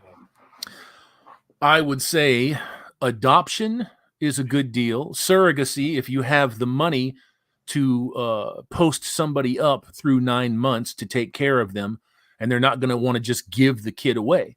You know, they're going to want to be compensated for that child. And in most states, to my knowledge, don't hold me to this, but to my knowledge, in most states, the biological parent of a surrogacy relationship arrangement has up to a year to change their fucking mind. You still keep the money, or they'll still keep the money, but they have a year to crawfish on you and take that kid from you. The best course of action right now for young men is to band together, to start protesting and picketing all divorce courts, all child support courts, and all forms of usury that put men front and center, so because it benefits everybody on planet Earth. Men are the economic engine of this civilization, period. So here's a big question, though. Change the laws. With the young men that, you know, we have to deal with today, I'm not as young. Well, I'm still young, but I'm not as young anymore. Do you be honest with the 18, 19-year-old men? Yeah, about of course. Or yes, 100%. You be honest with everybody about everything. You see, well, you have to evaluate. You got to evaluate if these people are fragile, or if you feel like they have the mental capacity to handle some truth in moderation. You just sort of salt the earth with red pills, you know, from time to time, and let them absorb that truth. You can't just drop these blockbusters on these folks and expect them to survive. Okay. And once again, chat, it's not about me. It's about, you know, the youngest that I know in my life that they're going to have a tough time, at least in the dating market. I know they're going to have a tough time in other things, but sure. In the dating market, it's not going to end well for them, and it's very difficult to let them know on front, say, hey, women are not rainbows and unicorns like you think they are. They're people, and the unfortunate part about it is that they're given to all of the same vices that everybody else is. And when I say everybody, I mean men. Plain and simple. These folks are weaponized against you. They're weaponized against you. And you have to understand that they may not come to the relationship carrying any kind of animus immediately, where you notice it anyways. But when they're coming out of school, whether it's high school, college, community college, everything out here is carrying ESG in it, DEI in it, critical race theory in it. No matter what they call it, that's what it is. And front and center in that is patriarchy. And patriarchy is taught to people to be hated, despised. So you're going to keep it real no matter how they react. Correct. Keep it real. Correct. 100%. And if that means that it drives them away from me, I'm sorry for that. But I'm not going to compromise me and who I am to accommodate the softness of somebody else. I won't do it. I refuse. Fair enough, but okay. When I say but, I mean... No, you do your thing, man. You can have an objection all day long, man. Not everybody agrees with this. I mean, shock and dismay, right? Not everybody agrees with this. I'm all for telling the truth, but this is new. At least in my opinion, this is new for everybody. Well, what has changed? What has changed to accommodate men where they could safely date somebody or marry somebody and not be destroyed at the end of it? Nothing. Nothing has changed. Social media. Well, social media is a symptom of the larger problem, right? It exasperates the larger problem. It's like giving $1 million to somebody that's a narcissist or a greedy freak. It's going to exaggerate their personality. It's going to make them better or worse in certain aspects. But nothing has changed legally. Legally, all of the shit that was installed in the 1970s and 80s by people like Catherine McKinnon and Andrea Dworkin, even though Dworkin wasn't a recognized attorney, she was still in the ears of people like Catherine McKinnon.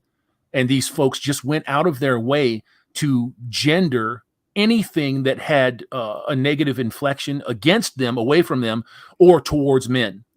And that's how you end up with the Duluth model. That's how you end up with domestic complaints where all men go to jail and all women go home with cash and prizes.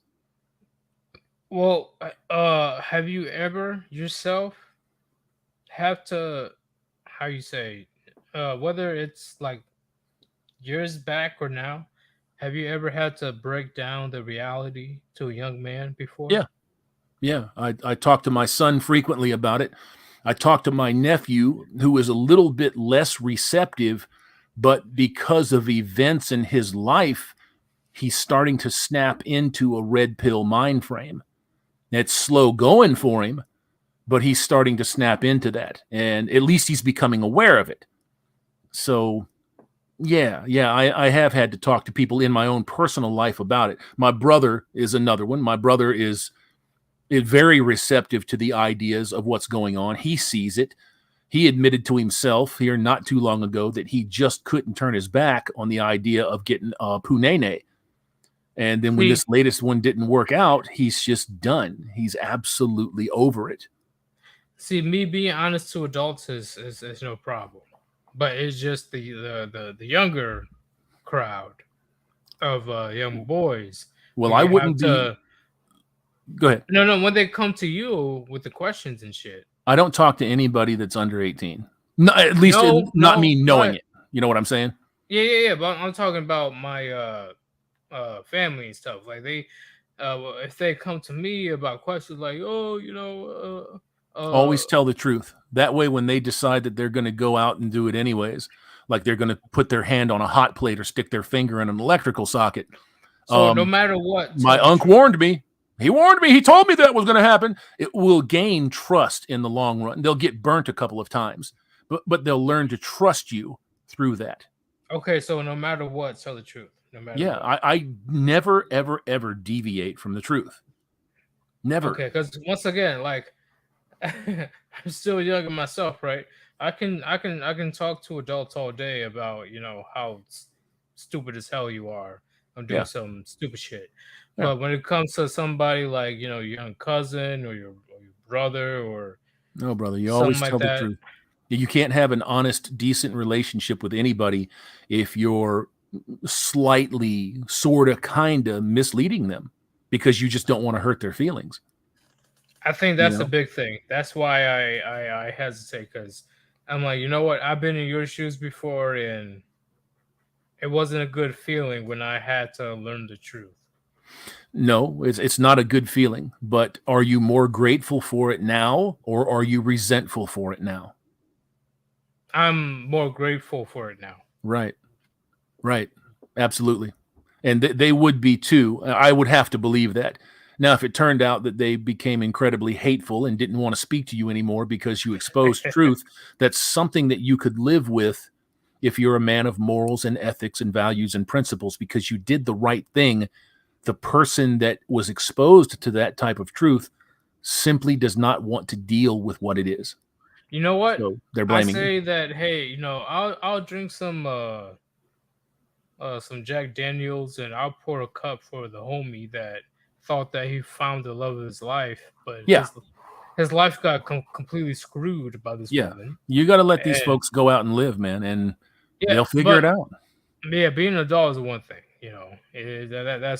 that's a completely whole beast, but 16, 17, and they don't truly understand how the actual world works when it comes to dating in 2023. That's where it's like, damn, I gotta give you the unfortunate reality of what's happening. And I don't know. It's something that I hope they don't have to go through, but we all know that, man, we have to go through it. So they're going to push their luck. You know that, right?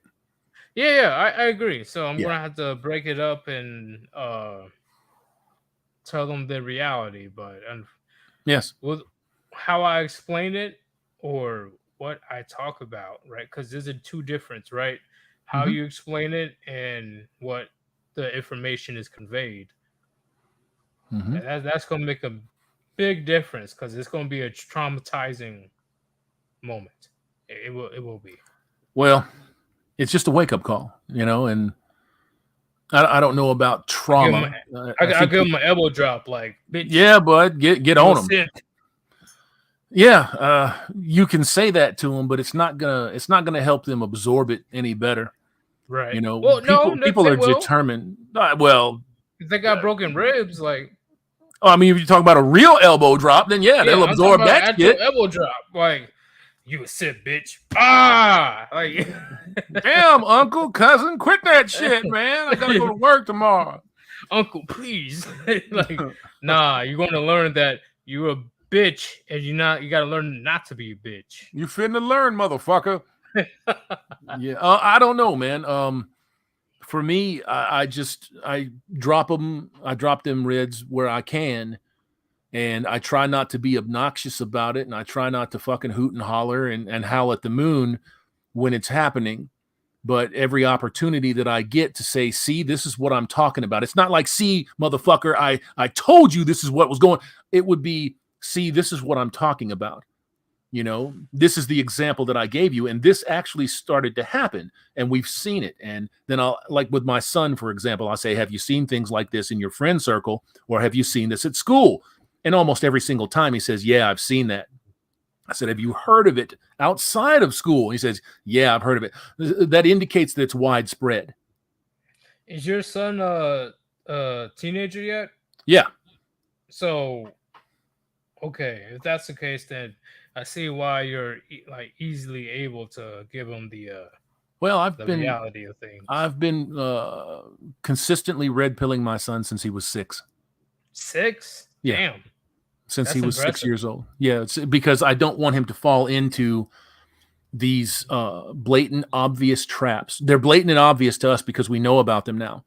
But these But these kids that are coming up, the boys and the girls, they just don't know what's on the other side of this, and it negatively affects them both. But it kills men. It are you puts gonna them in be the grave. shocked that your son may not have kids unless No, he goes overseas? no, I'm not going to be shocked if he gets somebody pregnant because people are fucking hard headed and they've got to do it their own way. I'm not going to Hmm. be shocked if he doesn't have kids. Yeah. It's going to be what it's going to be, and then we're kind of left to deal with whatever that is. But he's already got a leg up on me because I'll be there to support him no matter what. I never had that. Yeah, I butt heads with my dad because once again, my dad was a playboy when he was young, but he Well, fed us some blue pill nonsense he growing up. got lucky. If you're a legit hardcore player, you got lucky not having a grape charge hung on you or a baby. See, and that's the So crazy thing because I'm like, hold up. So a person can come back decades later to do some false accusations if how many times have you seen it here recently? Hundreds. uh Hundreds. hundreds, yes, but with the famous Fucking case of Keanu Reeves. Keanu Reeves just got hit up for paternity test for 4 grown kids. oh, everybody knew that was bullshit. Everybody knew it, but it didn't stop it from happening, Yeah, I right? agree. Yeah, Didn't stop it from happening. but that's the big thing that I wanted to talk about. It's like, damn, all these situations are happening, but at the end of the day, it's men's fault. I'm like, what? Are you kidding me? Well, according to society. Like, Yeah. a man has to do nothing, and it's still a man's fault. That's why I don't read them books. I write my own. That is true. Hey, You know what I mean? like once again, like that's why my channel exists. Like once again, yeah, having the funds, it's awesome that people want to invest in the channel so I can get Absolutely. new artwork and stuff. In fact, Absolutely. I want to 100%. talk. I wanted to talk to the chat. We're gonna have new artwork very soon, thanks to Chronic. So definitely look out for that. But I don't need the fucking money. Fuck the money. I don't need it. like I would definitely appreciate it if somebody donated. Yeetus, it is nice that folks show up in here and donate from their own wallets of their hard earned because they appreciate your effort and they like communing with you. That's why they do it, bro. That's why they do it.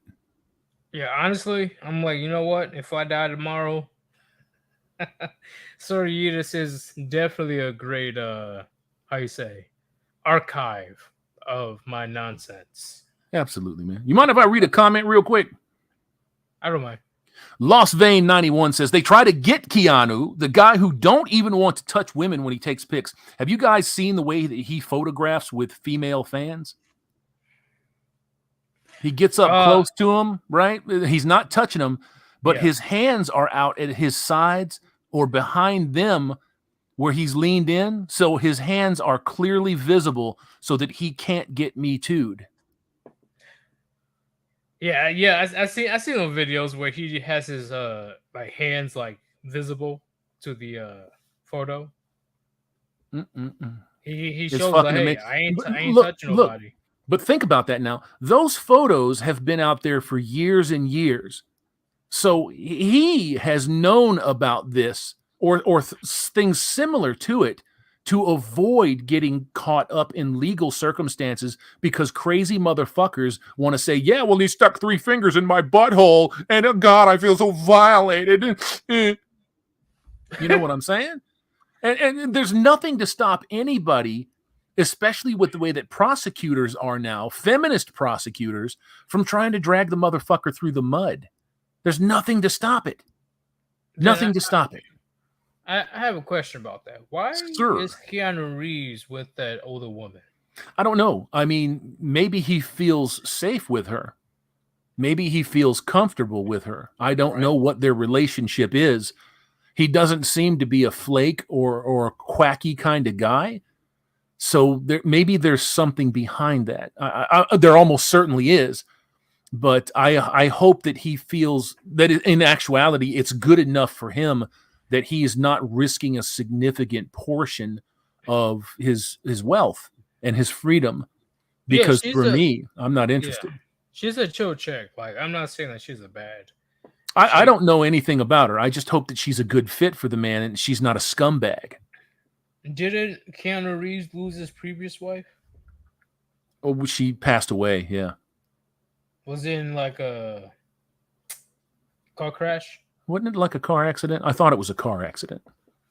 Yeah, that's very fun. See, I'm not going to say that Keanu Reeves will always be this humble, but I do believe, based on his unfortunate circumstances, sure, I think he was very humble.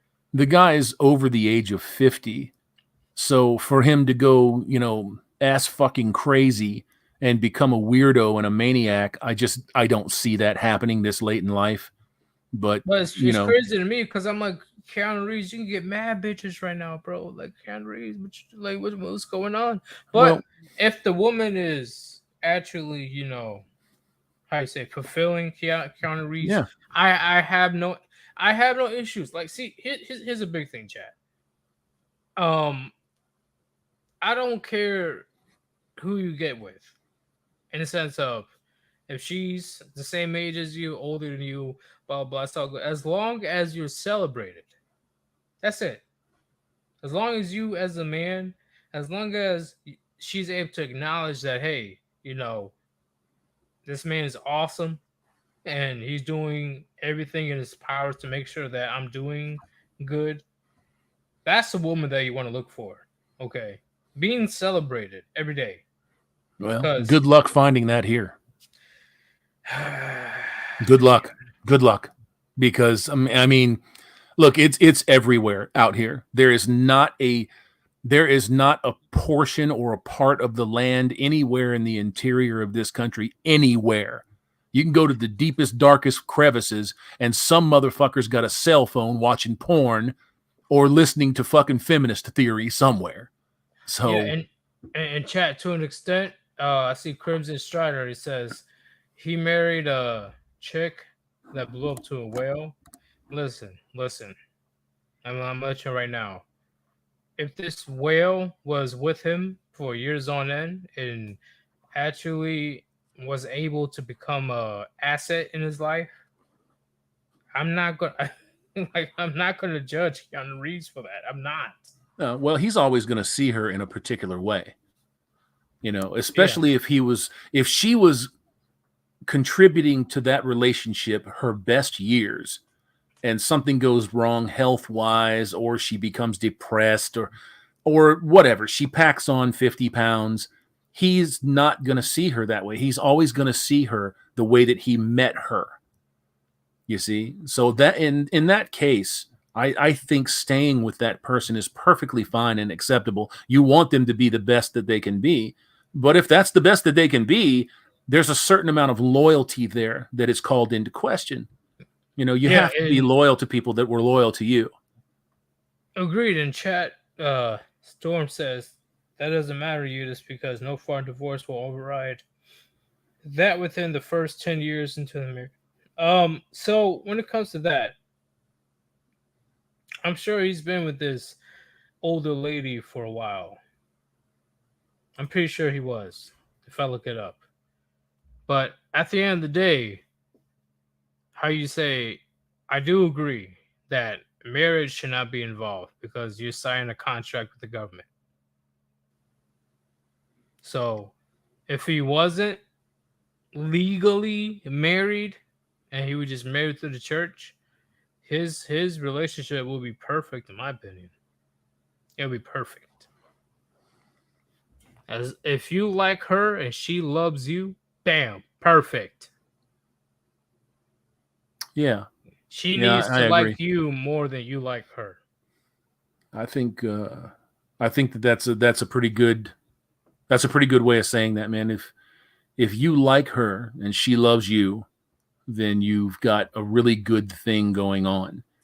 I think when men start to love very hard in a relationship, they open themselves up to blind spots, and you get taken advantage of pretty quick.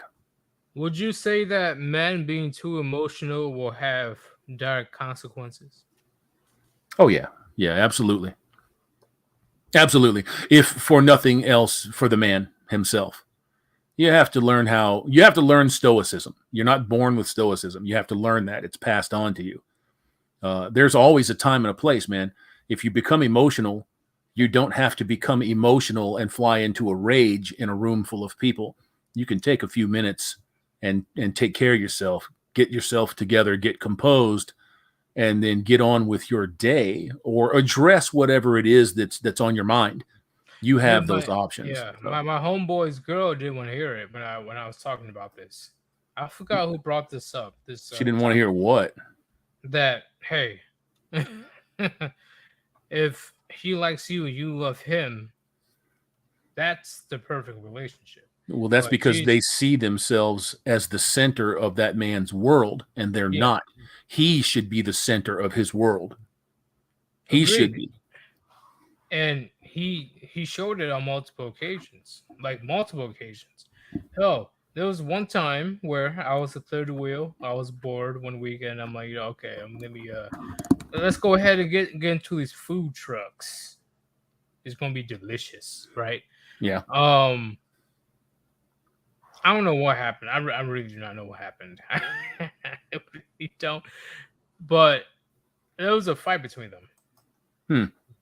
and she was like she was like bawling her eyes out, and my boy didn't give a fuck. I wouldn't say give a fuck, but he wasn't moved by her tears. He didn't respond to it in a hysterical way, right? Yes, That's what you and shouldn't do. You should never do that. Keep your yeah, composure. yeah, and it made it even worse for her. Well, that's Right, because like she's trying to get a reaction from him. And when he remains stoic, it blows her whole shit up because she's counting on that reaction. What? You're not reacting? Don't you see that I'm in pain? You don't care about me. Then all of the fucking shaming comes, and all of the fucking dog tracking that these hoes do when they're chasing their own tail trying to get you to react to them. but that's the funny part, right? Uh, me being a third wheel, I'm like, hey, bro, like, want me to? I can head out if you want me to head out. Like, I don't have to be around if this is private. And he's like, nah, bro, you good. I was like, oh shit, like this dude is on demon time. Like, he gave no fucks. Good, man. Look like good. his girl was literally like, you could see the tears streaming down her eyes, and he was just like, eh. I was like, oh shit. Crocodile tears, homie. Crocodile tears. You know, they cry real tears when they're fucking chewing something up and eating it too. That was alive 5 seconds ago. And guess what? She cooked him breakfast the next day. It's not a shock to me, man. It's not a shock to me at all. Not a shock. It wouldn't have surprised me if she'd gone and fucked his friend overnight. It wouldn't surprise me if she disappeared for 3 or 4 days to try to get a reaction out of him. It's just what they do. It's what they do. He wasn't mean. He wasn't an asshole. He just didn't react to the waterworks that she was trying to do. And there was me being the third wheel. I'm like, do I stay? Do I go? Nah, for me, that's an instant get the fuck out of Dodge. I don't want nothing to do with that. Unless I'm specifically asked to stick around, I'm out. Bro, the fact that he said, nah, you stay here. Mm-hmm. I knew that like he didn't give a fuck. Like he's like, nah, stay your ass here. Like don't worry about her crying. That's good. She can leave.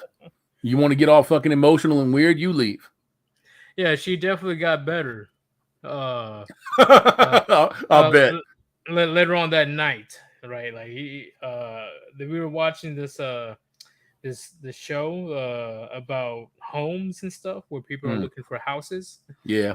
And she was all cuddly with him, even after he was like, you know, like, sure, man. Dude, what happens when they get all emotional and they get all weirded out and they start spiking in all them fucking hormone levels? The next thing you know, you're cuddling up watching home shows, wanting to fucking pipe.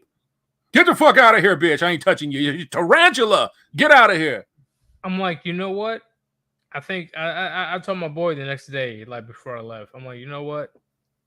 I think that right there, what you did last night, that's why she's attracted to you in the first place. Sure. Because you didn't fold. You're like, oh, baby, oh, let me go ahead and coddle you and make you feel like a queen. Nope. He would just... Now you think about the exact opposite of that, right? What if he had decided to be all consoling and shit and chase her around and jump through them hoops for her? Maybe even cut a tear or two. She would have left him. She'd have left him because it immediately changes the way that they view you. Because you ain't supposed to do that. You know, most of these bitches come out of school, high school, and college genuinely believing, because of their instruction, their indoctrination, that men don't have feelings. Men don't feel nothing. But when it's proven correct, they get mad. Like, what happened? Like, it's like, I don't give a fuck about your tears. Why you crying? Like, what? Wipe them tears off. What the fuck? I was like, yo, like, I was like, believe me, how you say, you were, were you a third wheel before? Like, have you had to go? Oh yeah, man. I've been a designated driver for all my friends. I'm not a drinker, and every one of them was. So hell yeah. I've been a third wheel for a long time. I hate it when they get you involved so much. I hate it so much. Well, I just never got involved. You know, oh no, motherfucker, that's your problem. You get over there and handle that. No. Okay, I was about to ask, like, they didn't try to get you involved? No, they try to get you involved, but you got to have enough, enough self-awareness to not fall for that shit. You know, I don't fall for that. I'm not going to sit there and pick fucking sides when I'm dealing with two friends or something. I says, this shit's between y'all. I'm going to stand over here. Y'all sort it out. Okay, based on my experience, correct me if I'm wrong here, man. But sure. Chat, we can always say she says one thing and she does another. Okay. I think a lot of people do that. That's a unit. I don't think it's meant, because once again, a man's word is everything. A man gets punished. All right, now let me ask you a question. How many men have given you their word and then stabbed you in the back or crawfished on that word? Don't say zero. Don't say zero. No. Do I have to give the exact number or no? An approximation. You know, a handful, 2 handfuls, it has definitely happened. Okay, I'll say between 8 and 10. Yeah, right on. I'd say it's about the same for me too. You know, every single time it happens, I shed a friend, I shed a family member, and say, you get one opportunity when I let you in the door to knife me.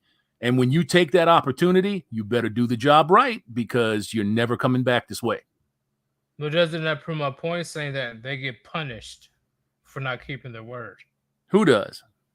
The men that say, hey, It I'll depends. Depends on the man, right? I mean, it yeah. depends on the person. All men are not stoic. All men aren't moral and ethical and principled people. Well, no, but let's say if you give them like a lawnmower or if you lend them $100. I mean, I guess if you put it in that term, sure. Well, yeah, unless you're talking about something completely different, then I'm just talking about, moral and ethical issues, like being honest and trustworthy with your friends. And then you find out that they have betrayed your trust in some way or shape. And yeah, that's. Well, in my life, they definitely get punished. Well, the punishment, if you want to call it punishment, the punish for me is that I retract my ability to trust you now. Oh, no, I'm talking about physical pain. No, I don't put my hands on anybody unless they assault me or come after me first, because it's going to be nasty. Going to be nasty. I can't do it. I can't do it. You gotta learn your lesson to keep your word. Because if you have a good excuse, if you really have a good reason why you weren't able to keep your word, okay, that I can understand. But if you don't, you're gonna have to see me. Well, I can't go put my hands on anybody. Oh, it's fine. Standing in front of a judge and they're looking at me, and then they're looking at the fucking intended victim or hospital pictures. I can't justify why I did that. Oh, so okay. Yeah, I don't condone that behavior, but they didn't go and snitch and do all that stuff. So luckily, I didn't have to, go through that situation. But at the end of the day, you could agree that a man not honoring their word is a heavy toll. I could agree that it's a consequence. It's a potential consequence, right? Depending on who you're dealing with. You see, but I don't open my door for confidentiality or for trust hardly ever. So when I get betrayed, it's a real raw deal. It hasn't happened for a long, long time. My family gets the excuse. I mean, like they're definitely very lucky in my opinion. Like if they don't keep their word, that they're the only ones that get the excuse because they're my blood. But at the same time, somebody got to pay if they owe me when it comes to a lawnmower or money or whatever it is. You need to honor your word, okay? Yeah, as a man, that's mandatory, but as a woman, unfortunately, it's selective. Well, I think most of life for a Western woman is an elective that they feel should be a right. They think very, very differently than we do. How so? Like, they're encouraged. Yeah, they're encouraged to think that way. Like we were talking about earlier, the example of them coming out of high school or 4 years of community college or, dress up college. They have an incredibly different perception of the world as they are being shuffled out here. They almost have to say that it's a racist world or that it's a sexist world or it's a misogynistic world because the way that they were taught to view the world is absolutely incorrect. Right. So they believe 100% that everything that they think, feel, and believe is legitimate. And it's not. It's not. It's not. Not in this world. So I agree with that. Okay. I could definitely agree with that stuff. I'm just saying that how you say what a man expects the most in life is a man keeping their word. At least with my experience. Yeah. I mean, like if you're talking about friendships or close relationships from man to man, yeah, I would agree that keeping your word is a bedrock thing that you need to do. Show that you want that friendship, show that you want that association. You're not a dog that's being led to jump through hoops, obviously, but you know, you do have a responsibility that if you want that friendship and you want to be involved with that other person and you like them and you like going out with them or you like going to the range with them or going riding with them, whatever it is, fishing, it could be anything, that you have a duty, you have an obligation to treat them with honor and respect. Like, would you like how you say, when it comes to keep your word, like personally, once again, I you the relationship is destroyed, in my opinion, if the word isn't kept. But if a woman doesn't keep her word, the relationship isn't really destroyed. I'm be real. I'm be 100. I'm not gonna. Hey, as Yeah, long as I clap them cheeks. I know what you're saying. I know what you're saying, but it's like I'll use myself as the example here. If I have a relationship with another fella where we're going fishing or we're going to the track, whatever it is that we're doing, we like each other's company. We talk, we have the same hobbies, the same interests, right? If you're putting your trust in this guy and he betrays you, then for me, that relationship stops right there. It stops right there, but it's a different kind of betrayal Right. than it would be if you were doing all of those things with a female. That's a different kind. You're entering into that with that relationship with a female with the understanding that there's going to be more at some point in time down the road, that you're looking to make sure that she can become part of your life and you can become part of hers. You know, I don't just hang around and wait for bitches to run through 10 or 12 guys and then be like, hey, baby, I'm still standing here. You know, no, I don't know. I don't do that. I don't do that. So, well, with the female, you'll be able to get, you know, some type of benefit. Well, a physical benefit, right? Yeah. You know, it's a mating benefit. You know, it's a little bit of sexy fun time benefit, but the end result is the same. If he betrays me or she betrays me, the relationship stops there, because I don't deal with betrayal. You made your choice. You showed me that you could not maintain this level in this relationship. So it's over. That is true, but you know that, like, let's keep it real. You'll keep her around to clap those cheeks as long as possible until. No, not me. I won't. Well, I'm just saying, if you're a youngin. No. Oh shit. Well, youngins in general. Well, in general, but not me. No. Let me tell you a story. I got with this girl way back in the early to middle 90s. I liked her a lot, and about 96. I'd say about 96. So middle 90s. And I liked her a lot. I enjoyed her company. She was built like a brick shithouse. She had everything that I liked in all the right places. And I got to know her, and she got to know me. As a matter of fact, she kind of pursued me. So that was fine. Less work for me. Eventually, down the road here a little bit, we get to the same space, the same place, the same bed. Bro, I pulled her pants off, and I stuck my face down there. Because back in the day, goddamn, loved eating pussy. I loved eating pussy. Oh, such a pastime, such a fun thing to do, right? How kids say these days, you're a munch? Yeah, they say munch. I say not me. I eat pussy. You go ahead and nickname it and say whatever you want. No, that's what kids say these days. I trim the hedges. I beat the bush. I do whatever the fuck it is that I want to do. You call it whatever you want to call it. And I took a sniff. Oh my God, like a can of tuna. I raised up and I put her pants back on. I said, go wash your ass. And she's like, what? I said, bitch, you stink. Go wash your ass.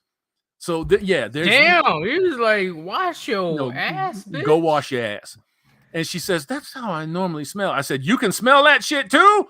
And she was like, yes. That's how she normally smells. It's the lithium. She told me that she was taking lithium. What the fuck? It changes your body chemistry, so it makes her fucking punene stink. But what is lithium? Lithium, it's like Ritalin. It's a brain drug. Bro, you know? She got... I guarantee you, she was probably hella good in bed, but that was a hella red science. Like, oh, she was fun, brother. She was really fucking fun. I enjoyed her, but I never stuck my face in her crotch again. So no way. No way, man. I bet you could fold her, you could bend her, you could slap her up and flip her. She was fun to play with, but I never put my face down there again. God damn, bro! Like, it was that bad. You like, Yeah, it was it's that a whole bad. fish market. Oh shit! It was that bad. You ever smelled a ripe trash can? That's what it smelled like. Yeah, just fucking gnarly. I watched her go in the bathroom, use the soap, get the fucking douche, do everything, come back, still smell the same. I'm like, So- oh man. The fact that you still still smashed. Oh, I put the bag on. No. did you have like a mask or like a gas mask or something? No. I mean, I didn't get close enough to the pussy to be affected by it after that. When my face is in her face and she's getting dick down, I can't smell her. Oh, I know you double wrap. I know you did. No, I just put on a big old thick ass condom. I don't mind condoms at all. At least I didn't. So was it Magnum? I'm not going to tell you that, sir. This is good. Just took a just left fucking turn. with No, just normal shit, man. I don't have gigantic fucking junk. I don't have micro penis, but I don't have gigantic junk either. So, just that's normal crazy. shit. That's like she smells that bad. Oh, She smelled fucking awful. But the reason that I tell you that is because a lot of guys would have just said, oh, well, fuck it. I'm here. I don't want to piss her off. I want to get laid. I never had that problem. If something was not correct, I corrected it where that was concerned. Still a blue pill motherfucker, right? Still blue pill as a fuck, but I ain't going to eat no fucking rotten burrito. You know what I'm saying? I ain't going to eat no fucking rotten can of soup, so I'm not going to eat a rotten smelling pussy. Yeah, I couldn't do it. I was close to one of this festival of metal, like rock. Yeah. Damn, what's it called? What was it called? I forgot the name. I don't know. It's the main event was Sleeping with Sirens, if you know who they are. No, I don't. Never heard of them. No. It's some emo fucking band. Anyway, I was about to get it in, but I completely turned the girl down because like she wasn't smelling good. I was like, what the fuck? Bro, I wasn't trying to be mean to her either, right? Because I was young. I was like 18, 19. I was like, now, I'm gonna be honest with you. I don't mind a little bit of stank. I can handle a little bit of stank, but I'm not messing with somebody that smells like they got pulled out of a dumpster. Bro, she had a whole lot of stank. I was like, what the fuck? No, thank you. Thank you. Once again, I was completely honest with her. Like I was a goody two shoes when I was 18 years old. So I was like, hey, I gotta get home. My mom messaged me. Bro, it was that's like, great. Don't get me wrong. I really wanted to smash. Like she was a fine ass ginger. Woo! She was fine as hell. I'm about to give you the pussy, and you talk about going home and doing chores. And oh man. I think she got the message. I think. Good. Bitch, go home and wash your ass. What's wrong with you? Ain't no way. I'm a throw my dignity and my integrity away. No, man, you gotta look. When you get into a situation like that, I would rather not have the pussy or have them be mad at me than do something that I didn't want to fucking do. And I don't want to go down on no trash can smelling pussy. No. I did drink a whole large lemonade stuff. Like I drank a big ass cup of lemonade. That was a big positive from that. You mean to justify the call home? Is that what you're talking about? Kind of. All right, because I'm lost. She definitely wasn't. Damn, like it was. Believe me, I was ready. I was ready to go. I was ready to go. I was about to go into town, but once I definitely smell what the fuck was going on, I was like, fuck, like yo. Do you smell what the Rock is cooking?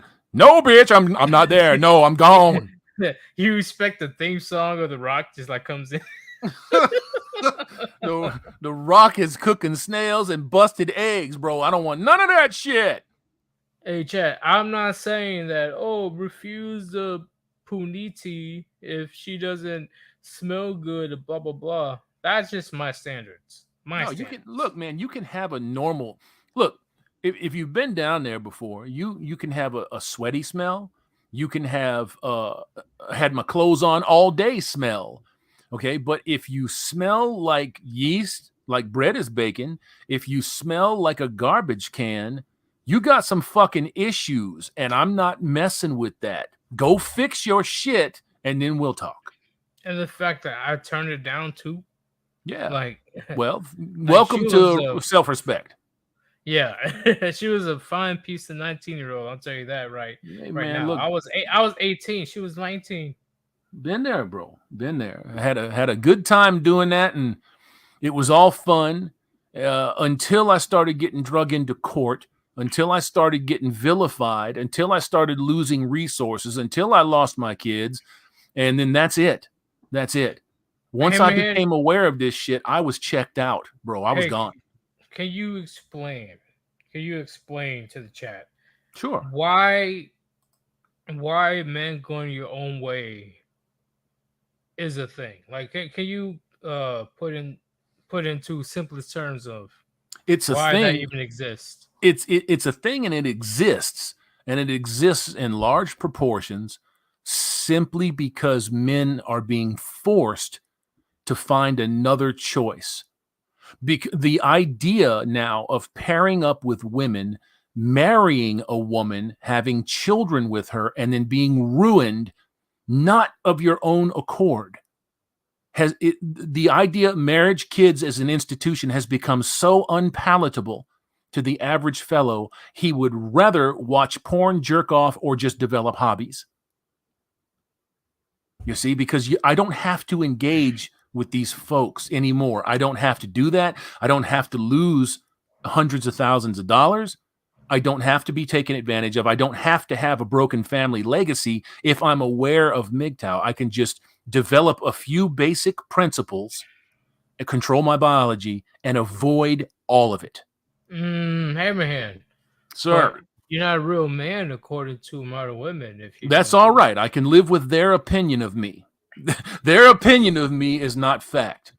You see, it's the first thing that they do, right? Is they try to go after your manhood or what their perception of your manhood is.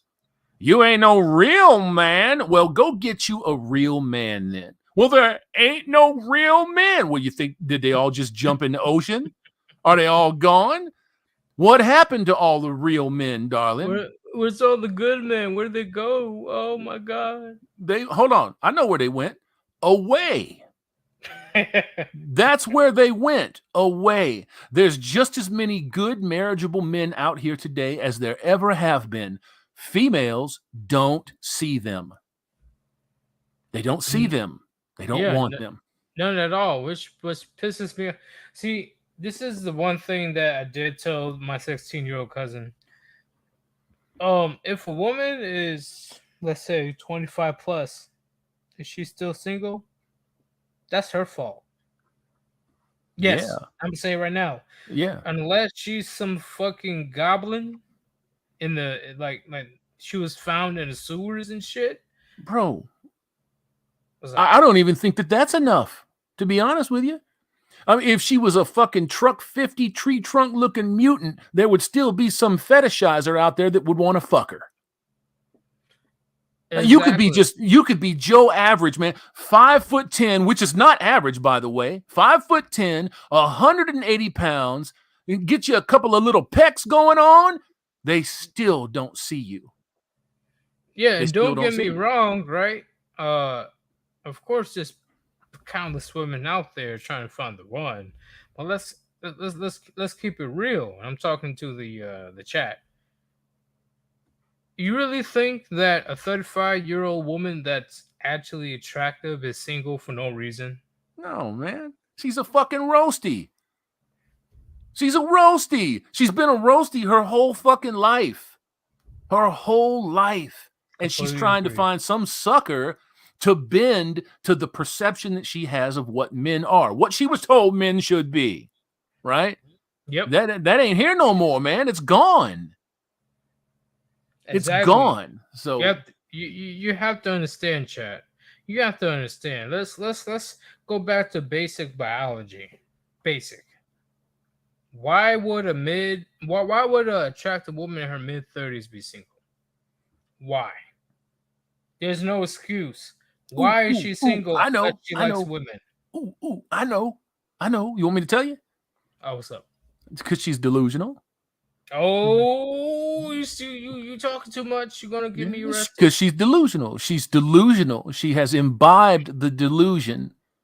She has imbibed the fake carbon copy of what she thinks men are and should be.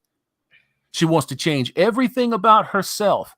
She wants to completely abandon the social contract on her end, but have men honor their end. Hammerhand, do you want to save it for another stream, or do you want to talk about what a real man is? We can do that for another stream, my man. Okay. I need to kind of pop off of here. Don't leave just yet. Let's see if I can keep you for 5 more minutes. I'm gonna read this super chat if you don't mind. Yeah. The Art of Will with a $4.99 donation. He says, "Shout out to both Yeet and Hammerhand for having me on their call-in shows." You're welcome, Art of Will. I remember you, brother. I remember you. Unfortunately, I don't. Well, 1 out of 2 ain't bad. I'm honest. I'm honest about it. Let me go back a few streams. I'm pretty sure I remember the Art of Will. Like, don't get me wrong, okay? It's just right now, the fact that I am too hyped that Hammerhand's on my stream, I probably just like quit all that. Quit all that nonsense. No, I'm serious. I'm serious, Hammerhand. Hammerhand, it's a great thing that you're on my stream. I think this is a second time, a third time you're on my stream. It's at least 2. Because there was one like 7 months ago or so, and then I think about three times. Can you read this one for me? Sure, man. Angel with a 20-piece, man. Tell the youngins to watch the Titanic and rewatch it with a red pill lens on how a woman can have a family and a husband and still think of her bad boy Chad in her past. Become the full package, Mr. Do It All or Lose. Become Chad. Wait. Before you answer. I still think we're bad. Damn. I can't disagree with him. No. He's correct. No, it's correct. It's correct. When they're married to you, they're thinking about somebody else, man. You know, you have to have a shit ton of discipline.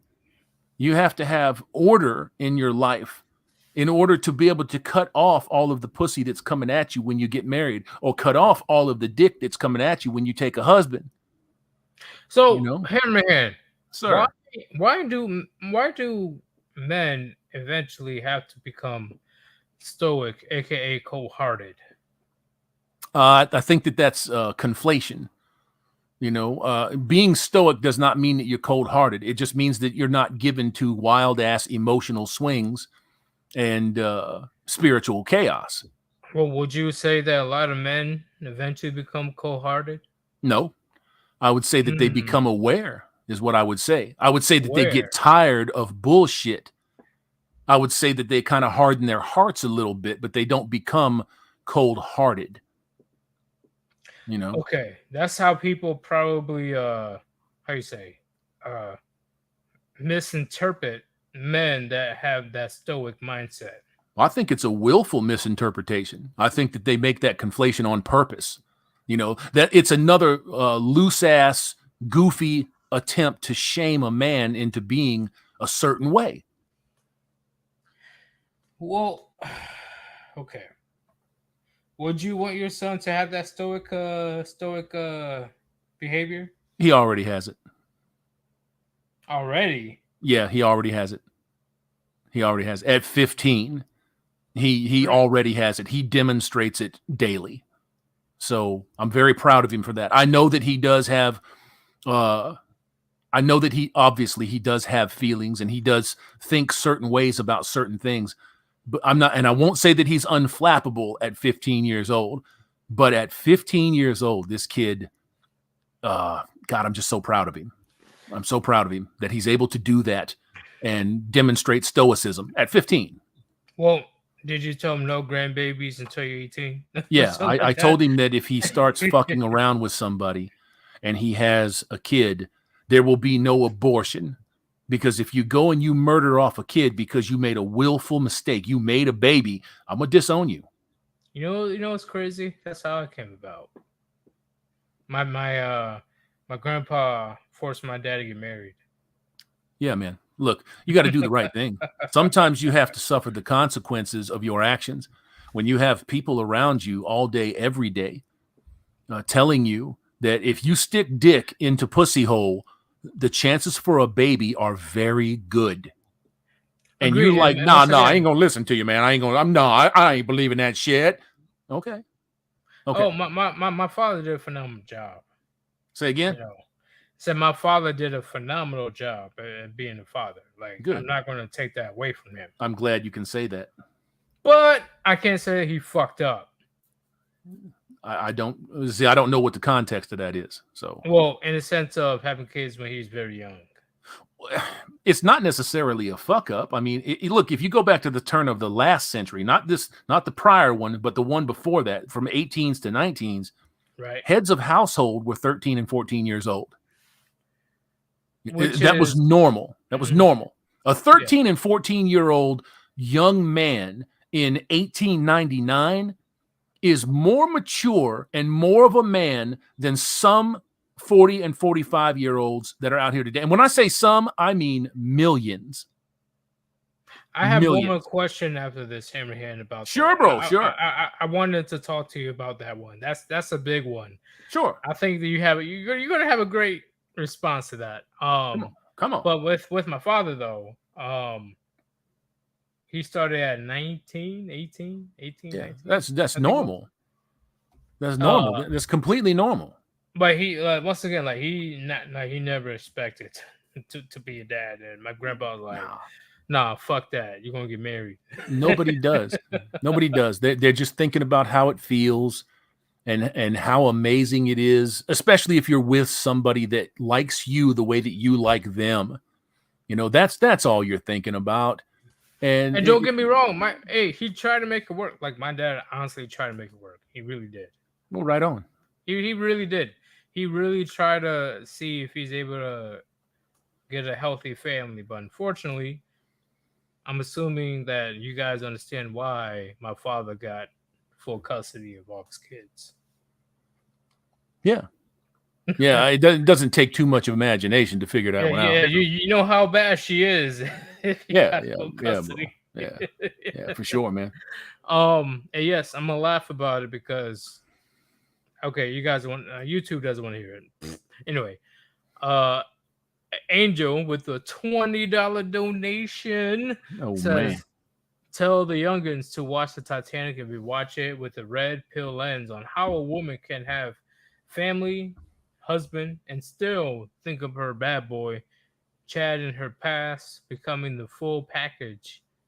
Mr. Do It All or Lose, become Chad. Damn, you're reading them twice now. Yes, I have to read it because he did give me a $20 donation. I know, I just read that. When it comes to that, Angel, I'm telling you right now, I would say the best bet is to walk away.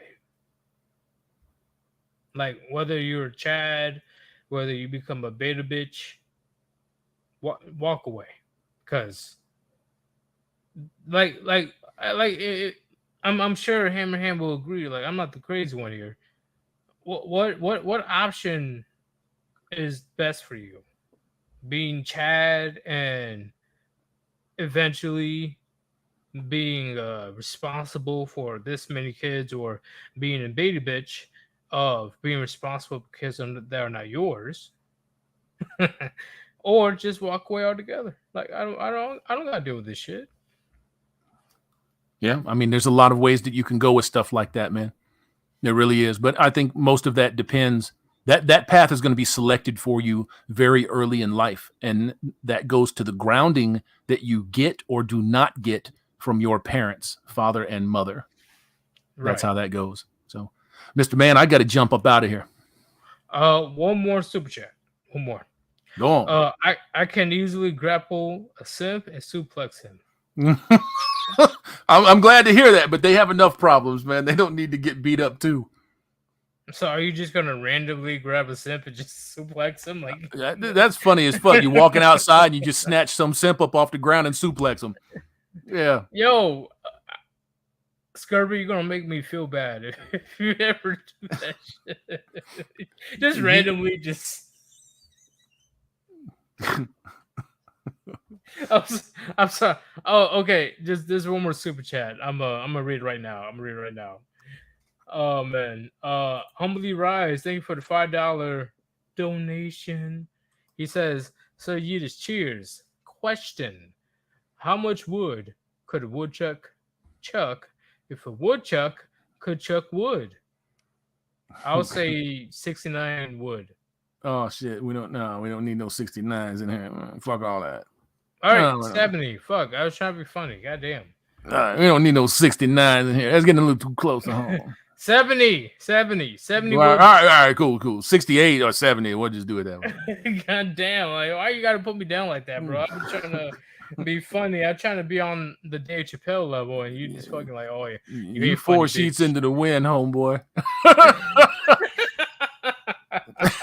You are out the fucking lunch already. Hey, I'll be funny one day.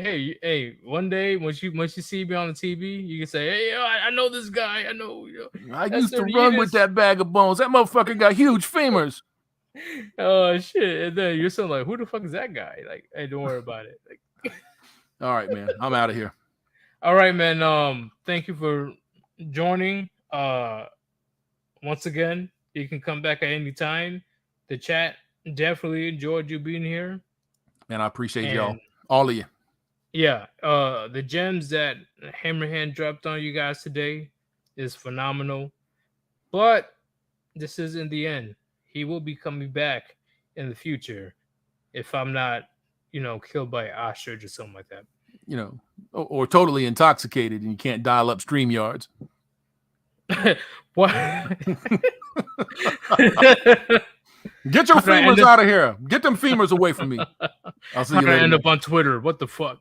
Peace, bro. Peace. All right, man. Peace out. Peace, guys. Peace, chat.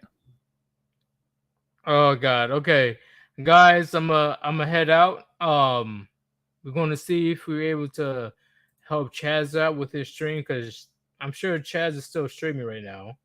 Yes, he is. Let me pause that real quick. Let me know in the chat how do you guys like the stream? Please let me know. Once again, feedback is very important to me. Very important.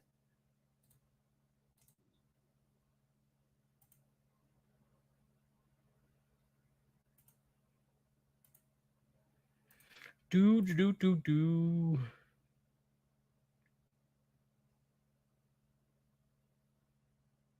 I see you guys' comments. I see it.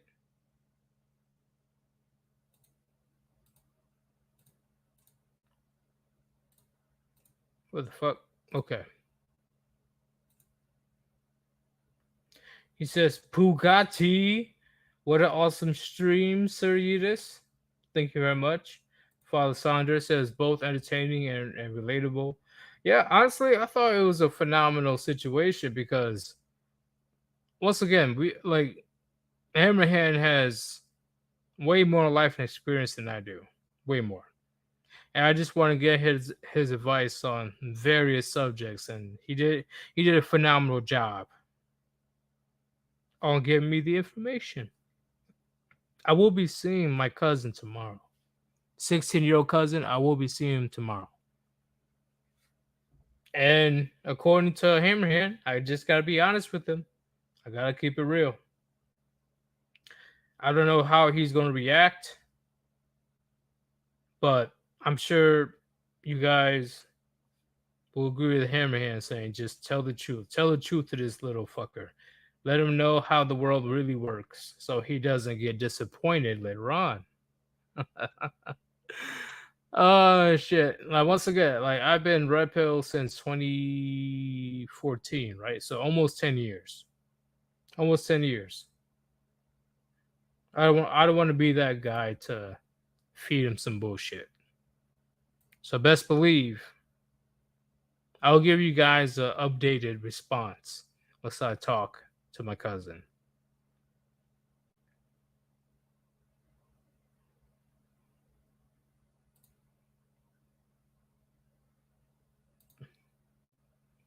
All right, who else got some? Let me see.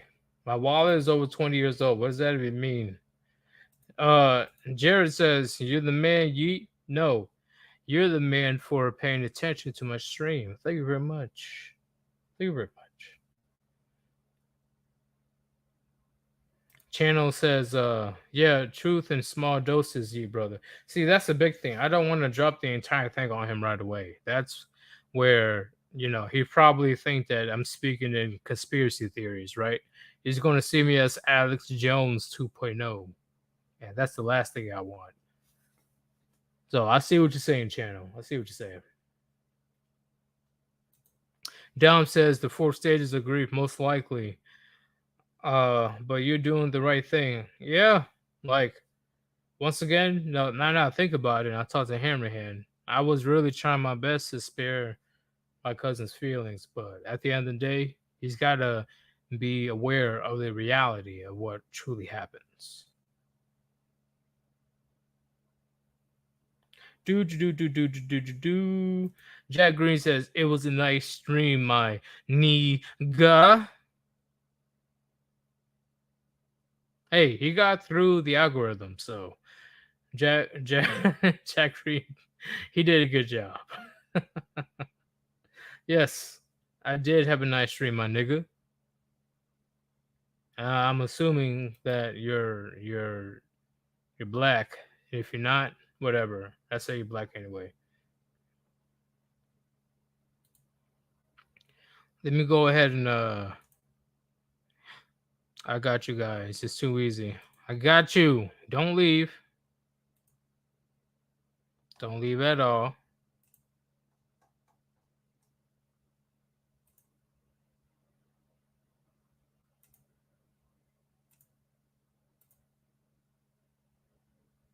All right, I'm still here. I'm good. Our fan says Alex Jones was right. LOL. No, but if you give him too many red pills, he would probably jump straight into the. Honestly, our fan, I think he's black pilled. I think Alex Jones is black pilled. Even before he got sued for like $1 billion. I think the entire time Alex Jones is black pilled.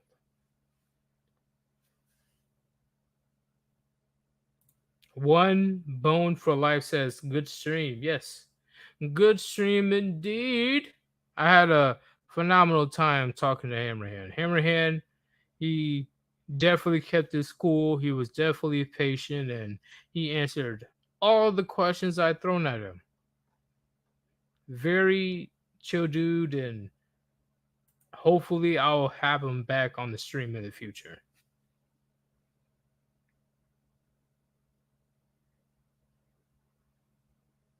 All that stuff. Okay. Chat, I am heading out, but when I end the stream, you'll be going to Chaz's stream of Street Fighter 6. Please support his channel if you like video games, but if not, he's part of the War Band. Like, subscribe, or do any of that crazy stuff. Please do, because Chaz, not only he plays video games, but he gives phenomenal videos. If you don't believe me, look at his previous videos. The fact that he had a few hundred subscribers and he was able to get a 30K view video of Think Before You Simp. That's all you need to know. Chaz's editing and all that stuff, You have to look for it for yourself. In fact, he's the one that's going to be helping me in the future with shorts. Chaz is not the one to sleep over. In fact, I believe Chaz is the one that's going to pass me in the future when it comes to subs. Yeah, he's more entertaining, and I'm a serious fuck. But regardless, at the end of the day, his skills, right, like not rivals, but his skills overshadows my own. So I know in the future he will overshadow me when it comes to subscribers and all that stuff. How you say I will be streaming tomorrow, but I don't know what I'm going to be streaming about. That's up in the air. I'll let you guys know. At the end of the day, it's your boy Sir Yudis. Thank you very much for joining. Also, thank you everybody that donated and also participate in the chat. Because like I said before, if you don't participate in the chat, there's no point in me making these streams. There is really no point. I need people to participate in order for me to continue with these chats. I don't want to talk to myself. That's just stupid. What a chill stream actually. Honestly, this stream went way more, how you say, amazing than I thought it was going to be. Yeah, it's Hammerhand. I get it. I agree. Hammerhand is naturally chill. I thought there's going to be more pushback from Hammerhand if I was going to say anything, but no. Hammerhand, he definitely sympathized and he definitely did his best to relate what I was talking about. I appreciate Hammerhand. I appreciate you guys. But I am out because I'm going to get some tacos. Peace.